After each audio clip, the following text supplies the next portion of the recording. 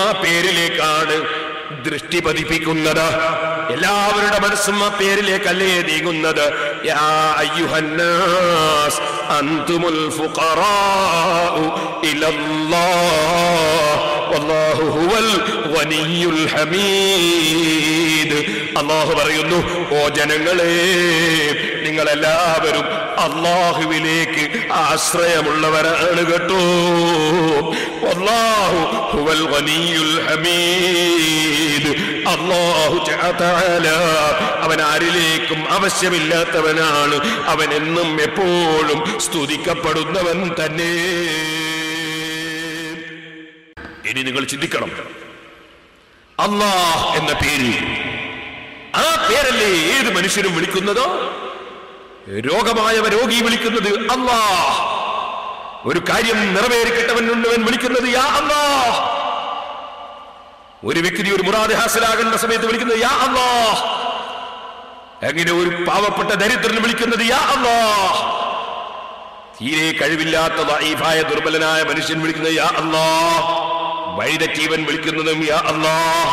ആക്രമിക്കപ്പെടുന്നവനും വിളിക്കുന്നത് അല്ലാഹ്. ആ പേര് ഓരോ സ്ഥലത്തും വിളിക്കുമ്പോൾ മറ്റോരോരോ പേരുകളിലേക്ക് സൂചന വരുന്നു. ഉദാഹരണത്തിന്, ഒരു രോഗി അല്ലാഹ് എന്ന് വിളിക്കുമ്പോൾ ആ സമയത്ത് അർത്ഥം വരുന്നു രോഗം സുഖപ്പെടുത്തുന്നവനെ. യാ ഷാഫി, അല്ലാഹുവിന് രോഗം സുഖപ്പെടുത്തുന്നവൻ എന്നൊരു പേരുണ്ടല്ലോ. ഷാഫി എന്ന പേര് അല്ലാഹ് എന്ന് വിളിക്കുന്ന രോഗിയുടെ മനസ്സിൽ രോഗം സുഖപ്പെടുത്തുന്നവനായ അല്ലാഹ് എന്ന അർത്ഥം മനസ്സിൽ വരുന്നുണ്ടല്ലോ. അതുപോലെ ആവശ്യമുള്ള ഒരു മനുഷ്യൻ അല്ലാഹ് എന്ന് വിളിക്കുമ്പോൾ മതിയാക്കുന്നവൻ എന്ന പേരിൽ യാ കാഫി എന്ന പേരിലേക്ക് അത് സൂചിപ്പിക്കുന്നുണ്ടല്ലോ. അങ്ങനെ കഴിവില്ലാത്തവൻ യാ അല്ലാഹ് എന്ന് വിളിക്കുമ്പോ യാ ഖവിയ്യു, കഴിവുള്ളവനെ എന്ന് അല്ലാഹുവിന്റെ മറ്റൊരു പേരിലേക്ക് സൂചനയുണ്ടല്ലോ. അതേ ആക്രമിക്കപ്പെടുന്നവൻ, മർദ്ദിതനായ മനുഷ്യൻ യാ അല്ലാഹ് എന്ന് വിളിക്കുമ്പോ നാസിർ, സഹായിക്കുന്നവൻ, അല്ലാഹുവിനൊരു പേരുണ്ടല്ലോ. ഓ സഹായിക്കുന്നവനെ എന്നതിലേക്ക് ആ വിളിക്കുന്ന സമയത്ത് സൂചനയുണ്ടല്ലോ.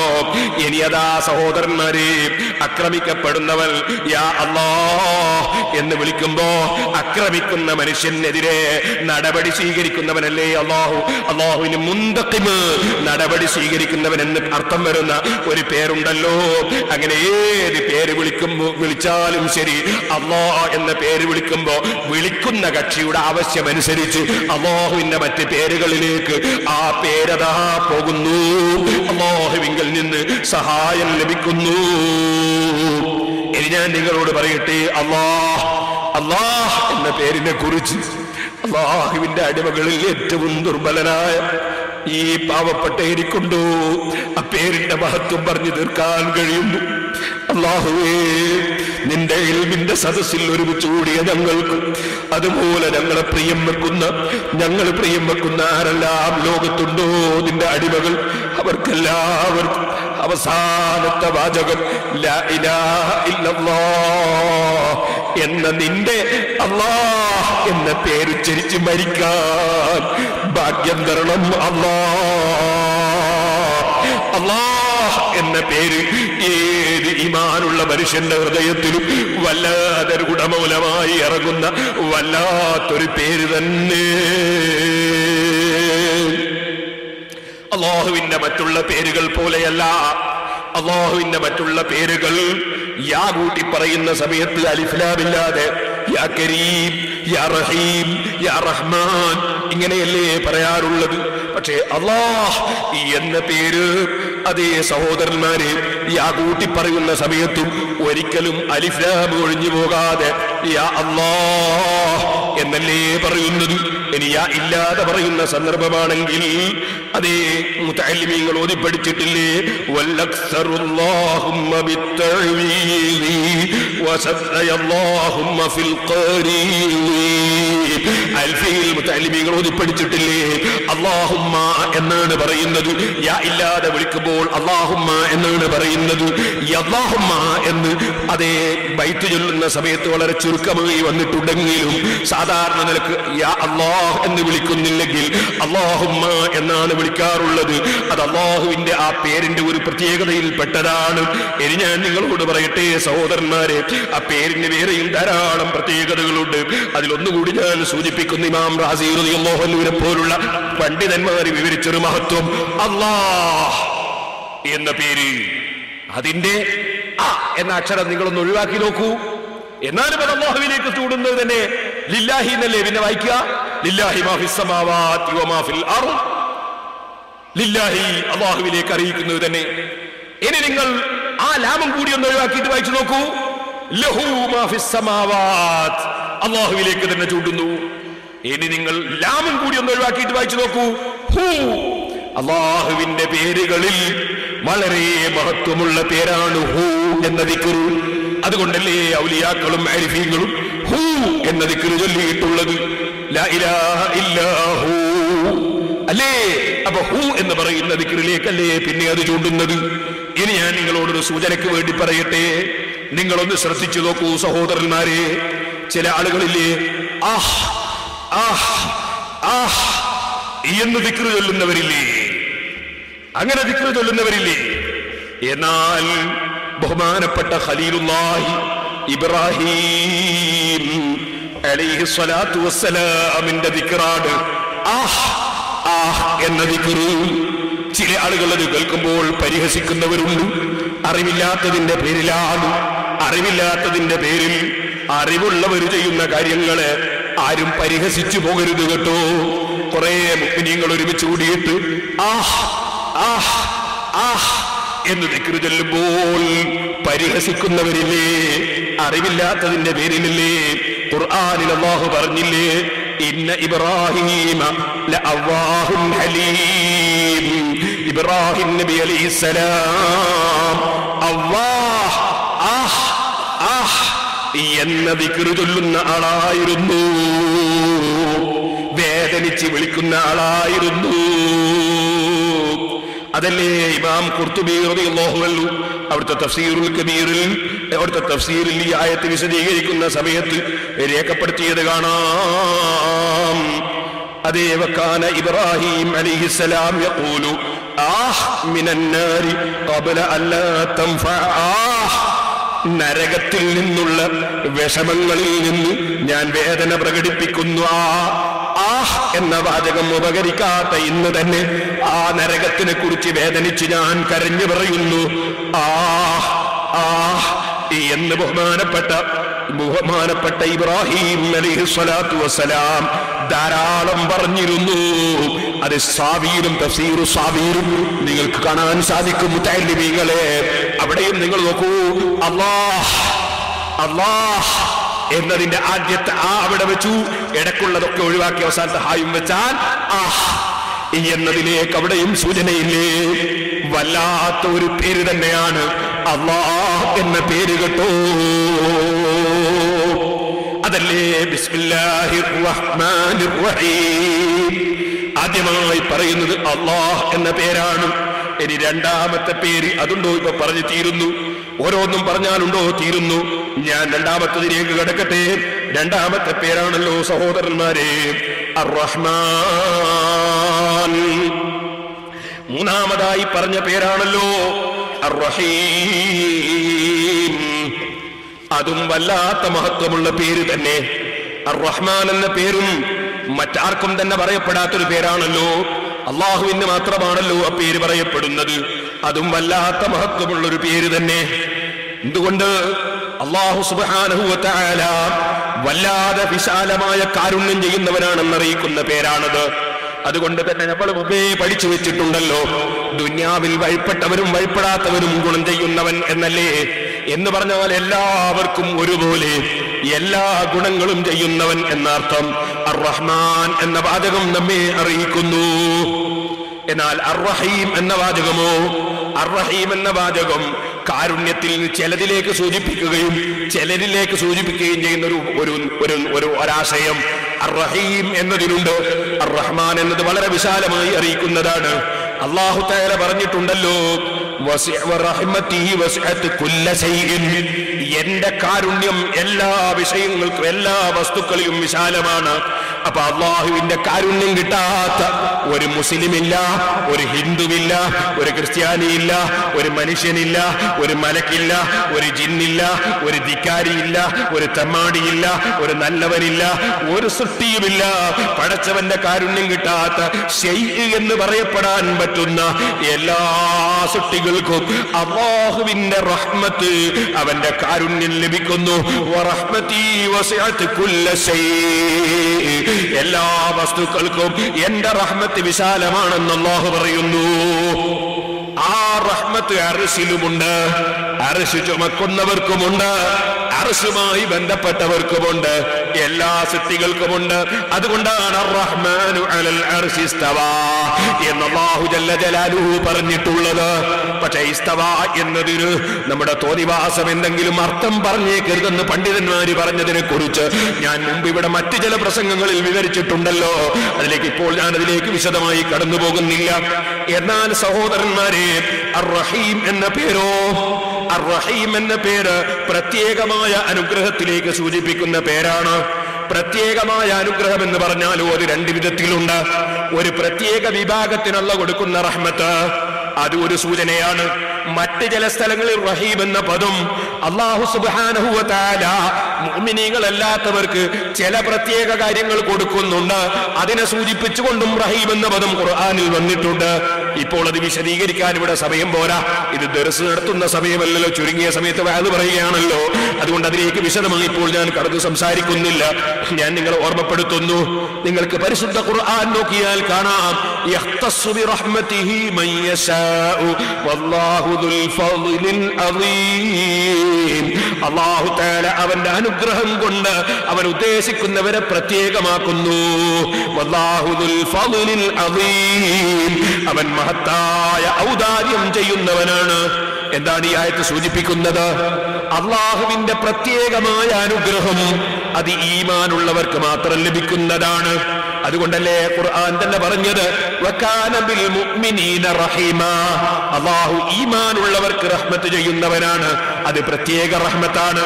വലൗലാ ഫദ്ലുല്ലാഹി അലൈക്കും വറഹ്മതുഹു മാ സകാ മിൻകും മിൻ അഹദിൻ അബദാ, അല്ലാഹുവിന്റെ പ്രത്യേക കാരുണ്യം നിങ്ങൾക്ക് ലഭിച്ചില്ലെങ്കിൽ നിങ്ങളിൽ ഒരാളും സംശുദ്ധനാവുകയില്ല, നന്നാവുകയില്ല. ഇപ്പൊ പടച്ചവന്റെ പ്രത്യേക റഹ്മത്ത് അവൻ കൊടുക്കുന്ന ചില കക്ഷികളുണ്ട്. ആ കക്ഷികൾ ആരാണ്? അത് ഖുർആൻ തന്നെ വിവരിക്കുന്നു. വലാകിന്നല്ലാഹ ഹബ്ബബ ഇലൈക്കുമുൽ ഈമാന വസയ്യനഹു ഫീ ഖുലൂബികും വകറഹ ഇലൈക്കുമുൽ കുഫ്ര വൽ ഫുസൂഖ വൽ ഇസ്യാൻ ഉലൈക ഹുമുർ റാഷിദൂന ഫളലൻ മിനല്ലാഹി വനിഅമ വല്ലാഹു അലീമുൻ ഹകീം. പടച്ച റബ്ബിന്റെ പ്രത്യേക കാരുണ്യം ലഭിച്ചിട്ടുള്ളവർ, അവർക്കതാ പടച്ചവൻ അവരുടെ മനസ്സിൽ ഈമാനിനെ തൃപ്തിപ്പെടുത്തിയിരിക്കുന്നു. അവർക്ക് ഈമാനിനോട് താല്പര്യമാണ്, ഈമാനിനോട് സ്നേഹമാണ്.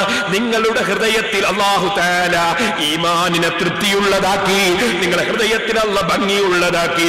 അതേ സമയത്ത് കുഫറും അതുപോലെ തമ്മാടിത്തവും അവിശ്വാസവും തെറ്റുമൊക്കെ നിങ്ങളുടെ മനസ്സിൽ അല്ലാഹു വെറുപ്പുള്ളതാക്കി. അങ്ങനെയുള്ള കക്ഷികളുണ്ടല്ലോ, ഉലൈക ഹുമുർ റാഷിദൂൻ, അവരാണ് സന്മാർഗികൾ കേട്ടോ. ഫളലൻ മിനല്ലാഹി വനിഅമ, അത് പടച്ചവരിൽ കിട്ടുന്ന പ്രത്യേകമായ ഔദാര്യമാണ്, പ്രത്യേകമായ അനുഗ്രഹമാണ്. ഈ പ്രത്യേകമായ അനുഗ്രഹമാണ് റഹീം എന്ന പദം പ്രത്യേകം സൂചിപ്പിക്കുന്നത്. അത് തന്നെയാണ് ഖുർആൻ പല സ്ഥലത്തും പറഞ്ഞിട്ടുള്ളത്. ഇനി നിങ്ങളോട് ഞാൻ പറയട്ടെ, ആ പ്രത്യേകമായ അനുഗ്രഹം അതിൽ ഒന്നാണ് നുബുവത്തിന്റെ അനുഗ്രഹം. അത് അമ്പിയാക്കൾക്ക് മാത്രം കൊടുക്കുന്ന അനുഗ്രഹമാണ്. വവഹബ്നാ ലഹു മിർ റഹ്മതിനാ അഖാഹു ഹാറൂന നബിയാ, മൂസാ നബി അലൈഹിസ്സലാമിന്റെ സഹോദരൻ ഹാറൂൻ നബിക്ക് അല്ലാഹു കൊടുത്ത നുബുവത്തിനെ കുറിച്ച് പറഞ്ഞപ്പോൾ പറഞ്ഞില്ലേ, വവഹബ്നാ ലഹു മിർ റഹ്മതിനാ അഖാഹു ഹാറൂൻ, ഹാറൂൻ നബിക്ക് നമ്മൾ റഹ്മത്ത് കൊടുത്തു, നബിയാക്കി നിശ്ചയിച്ചു എന്നാണ് പറഞ്ഞതിന്റെ ഉദ്ദേശം. ഇതുപോലെ ഖുർആനിൽ തന്നെ കാണാം വമാ കുന്ത തർജു അൻ യുൽഖാ ഇലൈക്കൽ കിതാബ് ഇല്ലാ റഹ്മതൻ മിർ റബ്ബിക്. നബി തങ്ങൾക്ക് ഖുർആൻ ഇറങ്ങി നബുവത്ത് ലഭിച്ചില്ലേ, അത് പടച്ചവന്റെ പ്രത്യേക റഹ്മത്താണ്. ഇതുപോലെ സഹോദരന്മാരെ അമ്പിയാക്കളെ മുഅ്ജിസത്ത് പ്രത്യേക റഹ്മത്താണ്, ഔലിയാക്കളെ കറാമത്ത് പ്രത്യേക റഹ്മത്താണ്. ഖുർആൻ പറഞ്ഞത് കണ്ടില്ലേ, ഇത് അവൽ ഫിതിയതു ഇലൽ കഫി ഫഖാലു റബ്ബനാ ആതിനാ മിൻ ലദുൻക റഹ്മ വഹയ്യി ലനാ മിൻ അംരിനാ റസദാ. 7 ചെറുപ്പക്കാരായ ഔലിയാക്കൾ, ആ ഔലിയാക്കൾ കഠിന ശത്രുവായ ഒരു ഭരണാധികാരി, ആ ഭരണാധികാരി ഇസ്ലാമിന്റെയും ദീനിന്റെയും ശത്രുവായ ഭരണാധികാരി, ആ ഭരണാധികാരിയെ ഭയപ്പെട്ട് ആ 7 ഔലിയാക്കൾ ഒരു ഗുഹയിൽ പോയി അഭയം തേടുകയാണ്. വെള്ളിയാഴ്ച രാവിലെ ഇന്ന് സൂറത്തുൽ കഹ്ഫ് പ്രത്യേകം ഓതൽ സുന്നത്തല്ലേ, വെള്ളിയാഴ്ച രാത്രിയിൽ ഓതൽ സുന്നത്തല്ലേ, അതുപോലെ വെള്ളിയാഴ്ച പകലിലും ഓതൽ സുന്നത്തല്ലേ. മുഅ്മിനീങ്ങളെ ഓതലല്ല സുന്നത്ത്, ഓത്ത് വർദ്ധിപ്പിക്കലാ സുന്നത്ത്. ചുരുങ്ങിയത് 3 പ്രാവശ്യം സൂറത്തുൽ കഹ്ഫ് വെള്ളിയാഴ്ച രാത്രിയിൽ ഓതിക്കോ, 3 പ്രാവശ്യം ചുരുങ്ങിയത് വെള്ളിയാഴ്ച പകലിലും ഓതിക്കോ, എങ്കിലേ ആ സൂറത്ത് വർദ്ധിപ്പിച്ചു എന്ന നിലവാരം കിട്ടുകയുള്ളൂ. പക്ഷേ ഒറ്റ പ്രാവശ്യവും ഓതാതെ എല്ലാ പത്രവും വായിക്കുന്നവരല്ലേ നമ്മൾ പലരും. സൂറത്തുൽ കഹ്ഫ് കഴിഞ്ഞ വെള്ളിയാഴ്ച ഓതിയവരെത്ര? അവരൊന്ന് കൈവെക്കൂ എന്ന് ഞാൻ ഈ സദസ്സിൽ പറഞ്ഞാൽ കൈവെക്കുന്നവരെത്രയുണ്ടാകുമെന്ന് നിങ്ങളൊന്ന് ചിന്തിക്കൂ. നമ്മുടെ പഴയ കാലത്തുള്ള മുസ്ലിമീങ്ങൾ പള്ളിയിലെ നേരത്തെ തന്നെ ചെന്ന് ഇരുന്ന് സൂറത്തുൽ കഹ്ഫ് ഓതുന്ന പതിവില്ലായിരുന്നു. എന്തേ മുസ്ലിം ചെറുപ്പക്കാരാ ആ സൂറത്തുൽ കഹ്ഫ് ഓതാൻ നിന്റെ മനസ്സെവിടെ പോയി?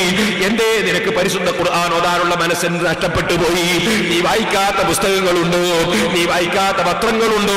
അതേസമയത്ത് റബ്ബിന്റെ കലാമായ ഖുർആനിൽ നിന്ന് ഒരാഴ്ചത്തേക്ക് പ്രത്യേകം കാവല് കിട്ടാൻ കാരണമാകുന്ന സൂറത്തുൽ കഹ്ഫ് നീ ഇപ്പൊ പാരായണം ചെയ്യുന്നത്, മുസ്ലിമീങ്ങൾ പാരായണം ചെയ്യുന്നത് കാണുന്നില്ലല്ലോ.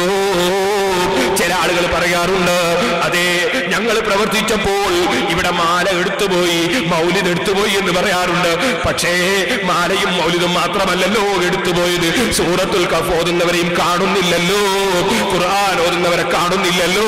അത് ലോകം നശിക്കുന്നതിന്റെ, അല്ലാഹ് എന്ന് പേര് പറയുന്ന ആളുകൾ ഇല്ലാതെയാകുന്നതിന്റെ ലക്ഷണമല്ലേ? മനുഷ്യൻ നശിക്കുന്നതിന്റെ, മനുഷ്യൻ ദുഷിക്കുന്നതിന്റെ ലക്ഷണമല്ലേ? നല്ല കാര്യങ്ങൾ ചൊല്ലുന്നതും പാടുന്നതുമൊക്കെ ഇല്ലാതെയാകുന്നത് മനുഷ്യൻ ദുഷിച്ച് പോകുന്നതിന്റെ ലക്ഷണമല്ലേ സുഹൃത്തുക്കളെ? ഞാനിപ്പോൾ അതിലേക്ക് കടന്നു സംസാരിക്കുന്നില്ല. സൂറത്തുൽ കഹ്ഫ് ഓതണം മുസ്ലിമീങ്ങൾ. ആ സൂറത്തുൽ കഹ്ഫിൽ പ്രത്യേകമല്ല പറഞ്ഞത് കണ്ടോ? ഞാൻ പറഞ്ഞു വരുന്നത് നിങ്ങൾ ചിന്തിക്കണം. ആ സൂറത്തുൽ കഹ്ഫിൽ അല്ലാഹു തആല പറഞ്ഞൊരു സംഭവമാണ് അസ്ഹാബുൽ കഹ്ഫിന്റെ സംഭവം. അം ഹസിബ്ത അന്ന അസ്ഹാബൽ കഹ്ഫി വർ-റഖീം കാനൂ മിൻ ആയാതിനാ അജബാ ഇദ് അവൽ ഫിതിയതു ഇലൽ കഹ്ഫി ഫഖാലൂ റബ്ബനാ ആതിനാ മിൻ ലദുൻക റഹ്മതൻ വഹയ്യി ലനാ മിൻ അംരിനാ റസദാ. ഖുർആൻ പറഞ്ഞു ആ അസ്ഹാബുൽ കഹ്ഫിന്റെ സംഭവം, വർ-റഖീം അവരുടെ ചരിത്രം എഴുതപ്പെട്ട ആ ഏടിന്റെ സംഭവം, അതൊരു വലിയ അത്ഭുതമാണെന്ന് കരുതിയോ? എന്തേ? ഒരൽപ്പം യുവാക്കൾ അവർ ഗുഹയിലേക്ക് പോയി, അവരവിടുന്ന് പ്രാർത്ഥിച്ചു, റബ്ബനാ ഞങ്ങളുടെ നാഥ ആതിനാ മിൻ ലദുൻക റഹ്മ, നിന്നിൽ നിന്ന് സ്പെഷ്യലായ അനുഗ്രഹം തരണം ഞങ്ങൾക്ക്, വഹയ്യി ലനാ മിൻ അംരിനാ റസദാ ഞങ്ങളുടെ കാര്യം നീ ഏറ്റെടുക്കണം, സന്മാർഗത്തിന്റെ വഴിയിൽ ഞങ്ങൾക്ക് ആവശ്യമായതൊക്കെ നീ ഒരുക്കിത്തരണം. ആ പ്രാർത്ഥന നടത്തിയിട്ട് അവർ ആ ഗുഹയിൽ ചെന്നുകൂടി. കാരണം എന്താണ്? അക്രമിയായ ഭരണാധികാരി ഈമാൻ തെറ്റിച്ചു കളയുന്ന പ്രവർത്തനങ്ങളിൽ മുഴുകുന്നു എന്ന് കണ്ടപ്പോഴാണ് അവർ പോയത്. ആ പോകുന്ന ഔലിയാക്കളുടെ കൂടെ ഒരു നായയും കൂടി. ഔലിയാക്കളെ കൂടെ ചേർന്നാൽ, ഔലിയാക്കളെ സ്നേഹിച്ചാൽ രക്ഷപ്പെടുമെന്ന വിവരം നായക്കുമുണ്ട്. അതുകൊണ്ട് തന്നെ നായ ഈ ഔലിയാക്കളെ സ്നേഹിച്ചു കൂടെ കൂടി. ആ നായയെ സംബന്ധിച്ചാണ് ഖുർആനിൽ അല്ലാഹു പറഞ്ഞിട്ടുള്ളത്. ഒരു സ്ഥലത്തല്ല, എത്ര സ്ഥലത്താണ് പറഞ്ഞിട്ടുള്ളത്. سيقولون ثلاثة رابعهم كلبهم ويقولون خمسة سادسهم كلبهم رجما بالغيب ويقولون سبعة وثامنهم كلبهم. അവിടെ 3 സ്ഥലത്ത് പറഞ്ഞു, വേറെയും സ്ഥലത്ത് പറഞ്ഞിട്ടുണ്ട്. പറഞ്ഞതെന്താണ്? ആ ഔലിയാക്കൾ സബഅത്തുൻ അവർ 7 ആളുകളാണ്, വസാബിനുഹും അവരിൽ 8ാമത്തെ മെമ്പർ കൽബുഹും അവരെ നായയാണ്. നായനെയും ഔലിയാക്കളെ കൂട്ടത്തിൽ മെമ്പറാക്കി. എന്താ കാരണം? അതേ മൻ അഹബ്ബ ഖൗമൻ ഫഹുവ ബിൻഹും അല്ലേ അൽ മർഉ മഅ മൻ അഹബ്ബ. ആരെ സ്നേഹിച്ചോ സ്നേഹിച്ചവരെ കൂടെയാണെന്നല്ലേ തത്വം. അതുകൊണ്ട് തന്നെ നായ ഔലിയാക്കളെ സ്നേഹിച്ചപ്പോൾ ആ ഔലിയാക്കളുടെ കൂടെ നായയെയും അല്ലാഹു ഉൾപ്പെടുത്തി. കറാമത്ത് ഔലിയാക്കൾക്കുണ്ടായി, നായക്കും അത്ഭുതങ്ങൾ ഉണ്ടായി. ഖുർആൻ തന്നെ ആ ചരിത്രം പറയുകയാണ്. നഹ്നു നഖുസ്സു അലൈക നബഅഹും ബിൽ ഹഖ്. ശരിയായ നിലക്ക് ആ ചരിത്രം നമ്മൾ പറഞ്ഞു തരാൻ നബിയേ. ഇന്നഹും ഫിതിയത്തുൻ ആമനൂ ബിറബ്ബിഹിം വസിദ്നാഹും ഹുദാ. അവർ റബ്ബിനെ കൊണ്ട് വിശ്വസിച്ച യുവാക്കളാണ്. അവർക്ക് നമ്മൾ സന്മാർഗത്തിന്റെ വെളിച്ചം വർദ്ധിപ്പിച്ചു കൊടുത്തു. വറബത്നാ അലാ ഖുലൂബിഹിം. അവരുടെ ഹൃദയത്തിന് നമ്മൾ നല്ല ശക്തി നൽകി. ആരെതിർത്താലും ശരി, ഏത് രാജാവ് അപ്പുറത്തുണ്ടായാലും ശരി, ഏത് കെങ്കേബനുണ്ടെങ്കിലും ശരി, നമ്മൾ ആദർശത്തിൽ വിടുന്ന പ്രശ്നമില്ല. ഫഖാലു റബ്ബുനാ റബ്ബുസ് സമാവാതി വൽ അർദ്. ഞങ്ങളുടെ റബ്ബ് ആകാശഭൂമികളെ പടച്ച റബ്ബാണ്. ലൻ നദ്ഉ മിൻ ദൂനിഹി ഇലാഹാ. അല്ലാഹയല്ലാത്ത ഒരു ദൈവത്തെയും ഞങ്ങൾ ആരാധിക്കുകയില്ല. ലഖദ് ഖുൽനാ ഇദൻ ശതതാ. അല്ലാഹയല്ലാത്തവർ ആരാധിക്കുകയാണെങ്കിൽ ഞങ്ങളുടെ വാക്ക് വളരെ പിഴച്ചതും ചീത്തയുമായി മാറിപ്പോയി. ഞങ്ങളെ കിട്ടുകയില്ല. ഹഉലായി ഖൗമുൻ ഇത്തഖദൂ മിൻ ദൂനിഹി ആലിഹ. പടച്ചവനല്ലാത്ത ദൈവത്തെ ആരാധിക്കുന്ന ഈ കക്ഷികൾ ലൗലാ യതൂന അലൈഹിം ബിസുൽത്താനിൻ ബൈൻ. വല്ല തെളിവും അവർക്ക് കൊണ്ടുവരാൻ കഴിയുന്നില്ലല്ലോ. ഫമൻ അളിമു മിമ്മൻ ഇഫ്തറാ അലല്ലാഹി കദിബാ. പടച്ചവന്റെ മേൽ പടച്ചവന് കൂറുകാരുണ്ടെന്നല്ലേ ഈ ബഹുദൈവ വിശ്വാസികൾ പറയുന്നത്? പടച്ചവന് കൂറുകാരില്ലെന്നുറപ്പല്ലേ? പടച്ചവന്റെ പെൺകുട്ടികളാണ് മലക്കുകളെന്നല്ലേ മുശ്രിക്കുകൾ പറയുന്നത്?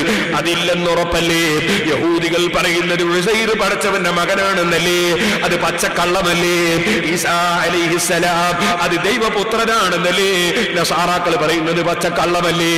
പടച്ചവന്റെ മേൽ കള്ളം പറയുന്നവർ വാസ്തവത്തിൽ അവരെത്ര വലിയ അക്രമികളാണ്. വൈദിയതസൽതുമൂഹും വമാ യഅബ്ദൂന ഇല്ലല്ലാഹ ഫഊ ഇലൽ കഫി യൻശുർ ലക്കും റബ്ബുക്കും മിർ റഹ്മതിഹി വയുഹയ്യി ലക്കും മിൻ അംരിക്കും മിർഫഖാ. അക്രമികളായ കക്ഷികളെ നിങ്ങൾ വിട്ടുനിൽക്കുക, എന്നിട്ടോ പടച്ച റബ്ബിനെ മാത്രം ആരാധിക്കുക. അങ്ങനെയാണ് അവരെ തീരുമാനം. പക്ഷേ അള്ളാഹുവാണ് സംരക്ഷണം കൊടുക്കുന്നതെങ്കിലും അള്ളാഹുവിന്റെ കാവലിന് കാരണങ്ങളുണ്ടെന്ന് ഞാൻ ഇന്നലെ പറഞ്ഞില്ലേ? കാരണങ്ങളുമായി ബന്ധപ്പെടണം. അതുകൊണ്ട് ഫഹൂ ഇലൽ കഫി യൻശുർ ലക്കും റബ്ബുക്കും മിർ റഹ്മതിഹി. നിങ്ങൾ ഗുഹയിലേക്ക് പോയി കൂടുക. ആ ഗുഹയിൽ ചെന്ന് കൂടുക. അതെന്തിനാണ്? സംരക്ഷണത്തിനാണ്. പടച്ചവന്റെ സംരക്ഷണത്തിന് വഴി തേടുകയാണ്. യൻസുർ ലക്കും റബ്ബുക്കും മിർ റഹ്മതിഹി. അല്ലാഹുവിന്റെ അനുഗ്രഹം അല്ലാഹു നിങ്ങൾക്ക് തരും എന്നിങ്ങനെ പറഞ്ഞുകൊണ്ട് അവർ ആ ഗുഹയിൽ പോയി കൂടുകയാണ്. പോകുന്ന സമയത്തൊരു നായ കൂടെ അവരെ സ്നേഹിച്ചുകൊണ്ട് വരികയാണ്. ആ നായയും ഗുഹയുടെ പുറത്ത് കാത്തിരിക്കുകയാണ്. ഇരിക്കട്ടെ സഹോദരന്മാരെ, ആ ഗുഹയിൽ പ്രവേശിച്ചതിന് ശേഷം അല്ലാഹു സുബ്ഹാനഹു വ തആല അവരെ അവിടെ കിടത്തി ഉറക്കുകയാണ്. സാധാരണ ഉറക്കമല്ല. എത്ര കൊല്ലമാണ് ഉറങ്ങിയത്? ഖുർആൻ പറയുന്നു, അതേ വസ്ദാദു തിസ്ആ 309 കൊല്ലമാണ് അവർ ഉറങ്ങിയത്. ഒരു ദിവസമല്ല ഉറങ്ങിയത്, 309 കൊല്ലമാണ് അവർ ഉറങ്ങിയത്. ആ ഉറക്ക് ഒരേ ഉറക്കം തന്നെ. പക്ഷേ ഉറങ്ങുന്നത് കണ്ണും തുറന്നിട്ടാണ്, കണ്ണ് പൂട്ടിവെച്ചിട്ടല്ല. കണ്ണ് പൂട്ടിവെച്ചിട്ടല്ല, മറിച്ച് കണ്ണും തുറന്നിട്ടുറങ്ങുകയാണ്. ആ ഉറങ്ങുന്ന കക്ഷികളെ മറ്റുള്ളവർ വന്നു നോക്കുമ്പോൾ കാണാതിരിക്കാൻ അതാ അല്ലാഹു സംരക്ഷണം നൽകുന്നു. കാരണം ഈ എതിരാളിയായ രാജാവ് ഇവരെ അന്വേഷിച്ചു നോക്കുമ്പോൾ ഇവരൊരു ഗുഹയിൽ പോയി കൂടിയത് കാണുന്നു. ചെന്ന് നോക്കുമ്പോൾ കണ്ണും തുറന്നിങ്ങനെ കിടക്കുകയാണ്. അപ്പൊ രാജാവ് എന്ത് ചെയ്തു? ഇവരെ നശിപ്പിക്കാനുള്ള പണി എന്താണ്? പട്ടിണി കിടക്കുമ്പോൾ 100 പ്രാവശ്യം ഇറങ്ങി വരും എന്ന നിലക്ക് അദ്ദേഹം എന്ത് പറഞ്ഞു? ആ ഗുഹയുടെ മുൻഭാഗത്തൊരു മതിൽ കെട്ടിയിടുക, എന്നിട്ട് അതിന്റെ ഉള്ളിൽ നിന്ന് ചൂടായി ഭക്ഷണം കിട്ടാതെ അവിടെ നിന്ന് നശിക്കട്ടെ, അല്ലെങ്കിൽ മതിലിന്റെ പണി തീരുമ്പോൾ അവരിറങ്ങും. മതിലിന്റെ പണി എടുപ്പിച്ചു അല്ലാഹു തആല ഈ എതിരാളിയെ കൊണ്ട്. ഇരിക്കട്ടെ, അവർക്ക് സംരക്ഷണത്തിന് അല്ലാഹു ഏൽപ്പിച്ച പണിയാണ്. ഇവരിങ്ങനെ കിടന്നത് കണ്ടപ്പോ കണ്ണും തുറന്ന് കിടക്കുന്നത് കണ്ടതിനാൽ ഉറങ്ങുകയാണെന്ന് രാജാവിന് മനസ്സിലായില്ല. മാത്രമല്ല അല്ലാഹു അവന്റെ പരിശുദ്ധ ഖുർആനിൽ പറയുന്നുണ്ട്, വതഹ്സബുഹും ഐഖാദം വഹും റുഖൂദ് വനുഖല്ലിബുഹും ദാത്തൽ യമീനി വദാത്തൽ ശിമാൽ. ആ ഉറക്കിൽ അവർ നമ്മൾ ഇടത്തും വലത്തും ഒക്കെ ഇങ്ങനെ തിരിച്ചും മറിച്ചും ഒക്കെ കിടത്തുന്നുണ്ട്. വകൽബുഹും ബാസിതുൻ ദിറാഇഹി ബിൽ വസീദ്. അവരുടെ ഗുഹമുറ്റത്ത് നായ അതിന്റെ കൈയും നീട്ടിയിട്ട് അതും കിടക്കുന്നുണ്ട്.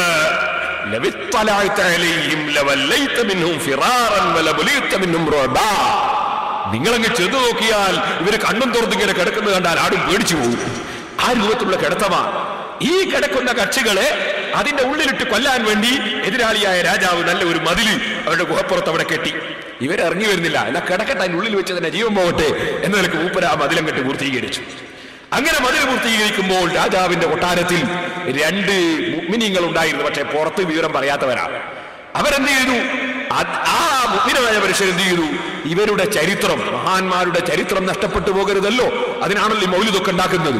അങ്ങനെ ഈ മഹാന്മാരായ ഔലിയാക്കളുടെ ചരിത്രം ഒരേടിൽ, ഒരു തകിടയിൽ എഴുതിയിട്ട് ആ തകിട കൊണ്ടുവന്ന് ഈ മതിലിന്റെ ഉള്ളിൽ അങ്ങ് വെച്ചു കൊടുത്തു. ആ തകിടയെ സംബന്ധിച്ചാണ് ഖുർആൻ അർ-റഖീം എന്ന് പറഞ്ഞിട്ടുള്ളത്.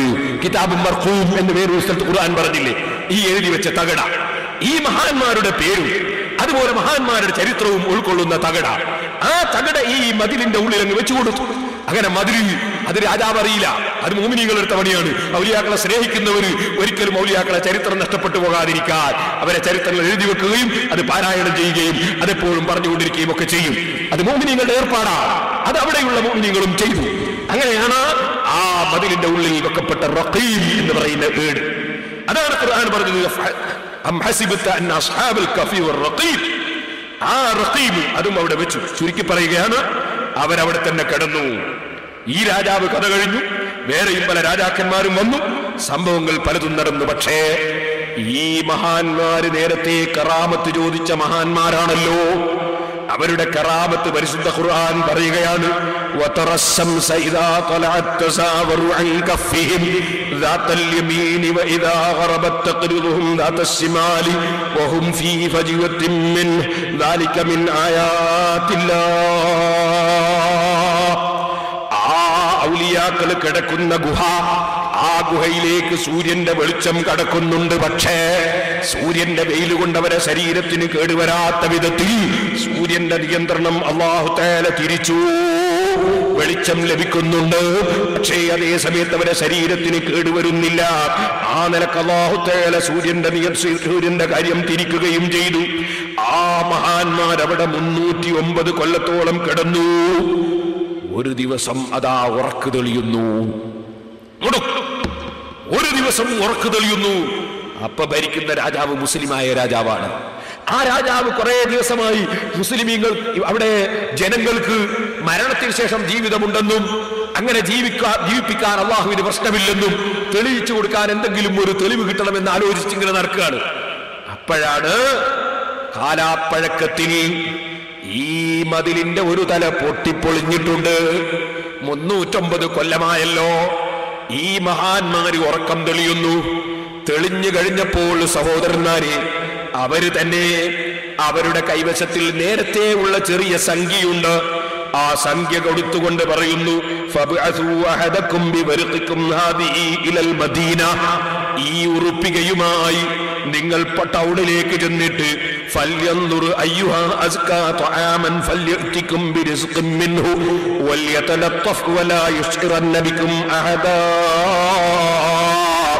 നിങ്ങൾ ഭക്ഷണം വാങ്ങിക്കൊണ്ടുവരിക.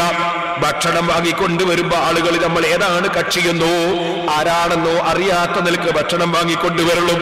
സഹോദരന്മാരെ, ഇവര് രാവിലെ കിടന്നു വൈകുന്നേരം ഉറക്ക് തെളിഞ്ഞപ്പോ അവരുടെ ധാരണ രാവിലത്തെ കിടത്തം തന്നെ ഇപ്പോൾ വൈകുന്നേരം കുറഞ്ഞ സമയമേ ആയിട്ടുള്ളൂ എന്നാണ്. ഇരിക്കട്ടെ, ഭക്ഷണം വാങ്ങാൻ വേണ്ടി പണവും എടുത്തു ചെന്നു. ഒരു സ്ഥലത്ത് ചെന്നിട്ട് ഭക്ഷണം ചോദിച്ചു, ഭക്ഷണം കൊടുത്തു. പണം കൈ കിട്ടിയപ്പോ പണം കിട്ടിയവൻ ചോദിക്കുന്നു, ഇതെന്താണ് എടുക്കാത്ത പൈസ? എടുക്കാത്ത പൈസയോ? ഇന്നലെ രാവിലെ വാങ്ങിക്കൊണ്ടുപോയ പൈസ എടുക്കുന്നില്ല, അത് ഇന്ന് വൈകുന്നേരോ?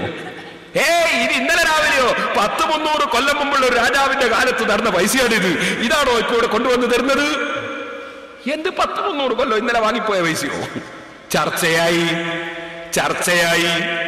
ആ ചർച്ചയുടെ അടിസ്ഥാനത്തിൽ ഇവരെ പറ്റി അന്വേഷണം നടന്നു. മതില് പൂർണ്ണമായി പൊളിച്ചു നോക്കുമ്പോൾ അതിന്റെ ഉള്ളിൽ നിന്നൊരു ഏട് കിട്ടി. ഏട് വായിച്ചു നോക്കുമ്പോ ഇവരെ പേരുകളുണ്ട്, ചരിത്രങ്ങളുണ്ട്, ഇവർ ജീവിച്ച കാലഘട്ടമുണ്ട്. ആ കാലഘട്ടത്തിലുള്ള രാജാവിന്റെ പേരുണ്ട്. ഔലിയാക്കളെ ചരിത്രം നഷ്ടപ്പെട്ടാ പറ്റൂലല്ലോ. അതുകൊണ്ടല്ലേ അവരെ ചരിത്രങ്ങൾ എഴുതി വെക്കുന്നു. അതല്ലേ മൗലിദും, അതല്ലേ മാലയും ഒക്കെ. ഇരിക്കട്ടെ സഹോദരന്മാരെ, ചരിത്രം പൂർണ്ണമായി ലഭിച്ചു. അങ്ങനെ അന്നുള്ള രാജാവിന് വിവരമറിയിച്ചു. ആ രാജാവ് അതാളുകളെയും കൂട്ടി വന്നു. വിവരം കേട്ടപ്പോൾ എല്ലാവർക്കും അത്ഭുതം തന്നെ. 309 കൊല്ലം ഒരേ കിടത്തം കിടന്നിട്ട് അല്ലാഹു തആല സംരക്ഷണം നൽകിയില്ലേ? അല്ലാഹു തആല അവരെ രണ്ടാമതും അതാ ഇവിടെ എഴുന്നേൽപ്പിച്ചില്ലേ? ഈ സംഭവം കണ്ടപ്പോ രാജാവിന് വലിയ സമാധാനമായി പോയി. ഇസ്ലാമിലേക്ക് ജനങ്ങളെ ക്ഷണിക്കാൻ വളരെ സഹായകമായി പോയി.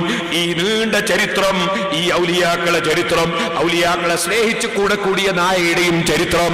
ആ നായ പണ്ഡിതന്മാര് പലരും പറയുന്നു, നാളെ ഔലിയാക്കളെ അതാ സ്വർഗത്തിൽ കടക്കുന്ന സമയത്ത് ഈ നായയും അവരെ സ്നേഹിച്ച് കൂടെ കൂടിയ കാരണത്താൽ സ്വർഗത്തിൽ പ്രവേശിക്കുമെന്ന് വരെ മുഫസ്സിരീകൾ പലരും രേഖപ്പെടുത്തി വെച്ചിട്ടുണ്ട് കേട്ടോ. കാരണം ഔലിയാക്കളെ സ്നേഹിച്ചിട്ട് കിട്ടിയ സ്ഥാനമാണ് നായക്ക്. ഖുർആൻ ആ നായയെ സംബന്ധിച്ച് പ്രത്യേകം എടുത്തു പറഞ്ഞല്ലോ. ഇപ്പോൾ നിങ്ങൾ കാണാറില്ലേ ചില ആളുകൾ അസ്മാഇന്റെ പണിക്കാർ എന്ന് പറയുന്ന ചില ആളുകൾ, അതിൽ ഏകദേശവും തട്ടിപ്പുകാരാണെന്ന് ഞാൻ ഇടക്കൊന്ന് പറയട്ടെ. 98% അതിൽ തട്ടിപ്പുകാരാണ്. എന്നാലും കാര്യവിവരമുള്ള ചില അസ്മാഇന്റെ ചികിത്സകൾ ചെയ്യുന്നവരുണ്ട്. അള്ളാഹുവിന്റെ പേരുകൊണ്ട് ചില ചികിത്സകൾ ഉണ്ടല്ലോ. നേരത്തെ ഞാൻ പറഞ്ഞില്ലേ, ബിസ്മില്ലാഹിർ റഹ്മാനിർ റഹീം എന്നത് എഴുതിയിട്ട് തൊപ്പിയിൽ വെച്ചു കൊടുത്ത് ഉമർ ഇബ്നുൽ ഖത്താബ് റളിയല്ലാഹു അൻഹു കൈസർ രാജാവിന്റെ തലവേദന മാറ്റിയ സംഭവം പറഞ്ഞില്ലേ? അള്ളാഹ് മാറ്റാൻ വേണ്ടി അത് കാരണമായില്ലേ? അതുപോലെ ബഹുമാനപ്പെട്ട ഖാലിദ് ഇബ്നുൽ വലീദ് റളിയല്ലാഹു അൻഹു ബിസ്മില്ലാഹിർ റഹ്മാനിർ റഹീം എന്ന് ചൊല്ലിയിട്ട് കുടിച്ചപ്പോ വിഷം കൊണ്ട് ഒന്നും സംഭവിച്ചില്ലെന്ന് പറഞ്ഞില്ലേ? അതുപോലെ അള്ളാഹുവിന്റെ പേര് കൊണ്ട് ഏത് ശൈത്താനും പറക്കുകയില്ലേ? അപ്പൊ അസ്മാ കൊണ്ട് ശൈത്താൻ ഓടിക്കളയും. പക്ഷെ അത് അള്ളാഹുവിന്റെ പേരായിരിക്കണം. പക്ഷെ അതിന്റെ പേരിൽ ഒരു വിവരവുമില്ലാതെ പണം പിടുങ്ങാൻ വേണ്ടി ഇരിക്കുന്നവരാണ് 98%. ഞാൻ പറഞ്ഞു, കൂടിപ്പോയെങ്കിൽ നിങ്ങൾ 95 ആക്കിക്കോളൂ. ഏകദേശവും പണം പിടുങ്ങാൻ കിടക്കുന്നവരാണ്. അതുകൊണ്ട് തന്നെ കാണുന്ന അസ്മാകാരുടെ അടുക്കലൊക്കെ പാഞ്ഞും പോയിട്ട് നേരം പോക്കരുതേ ഉമ്മമാരെ.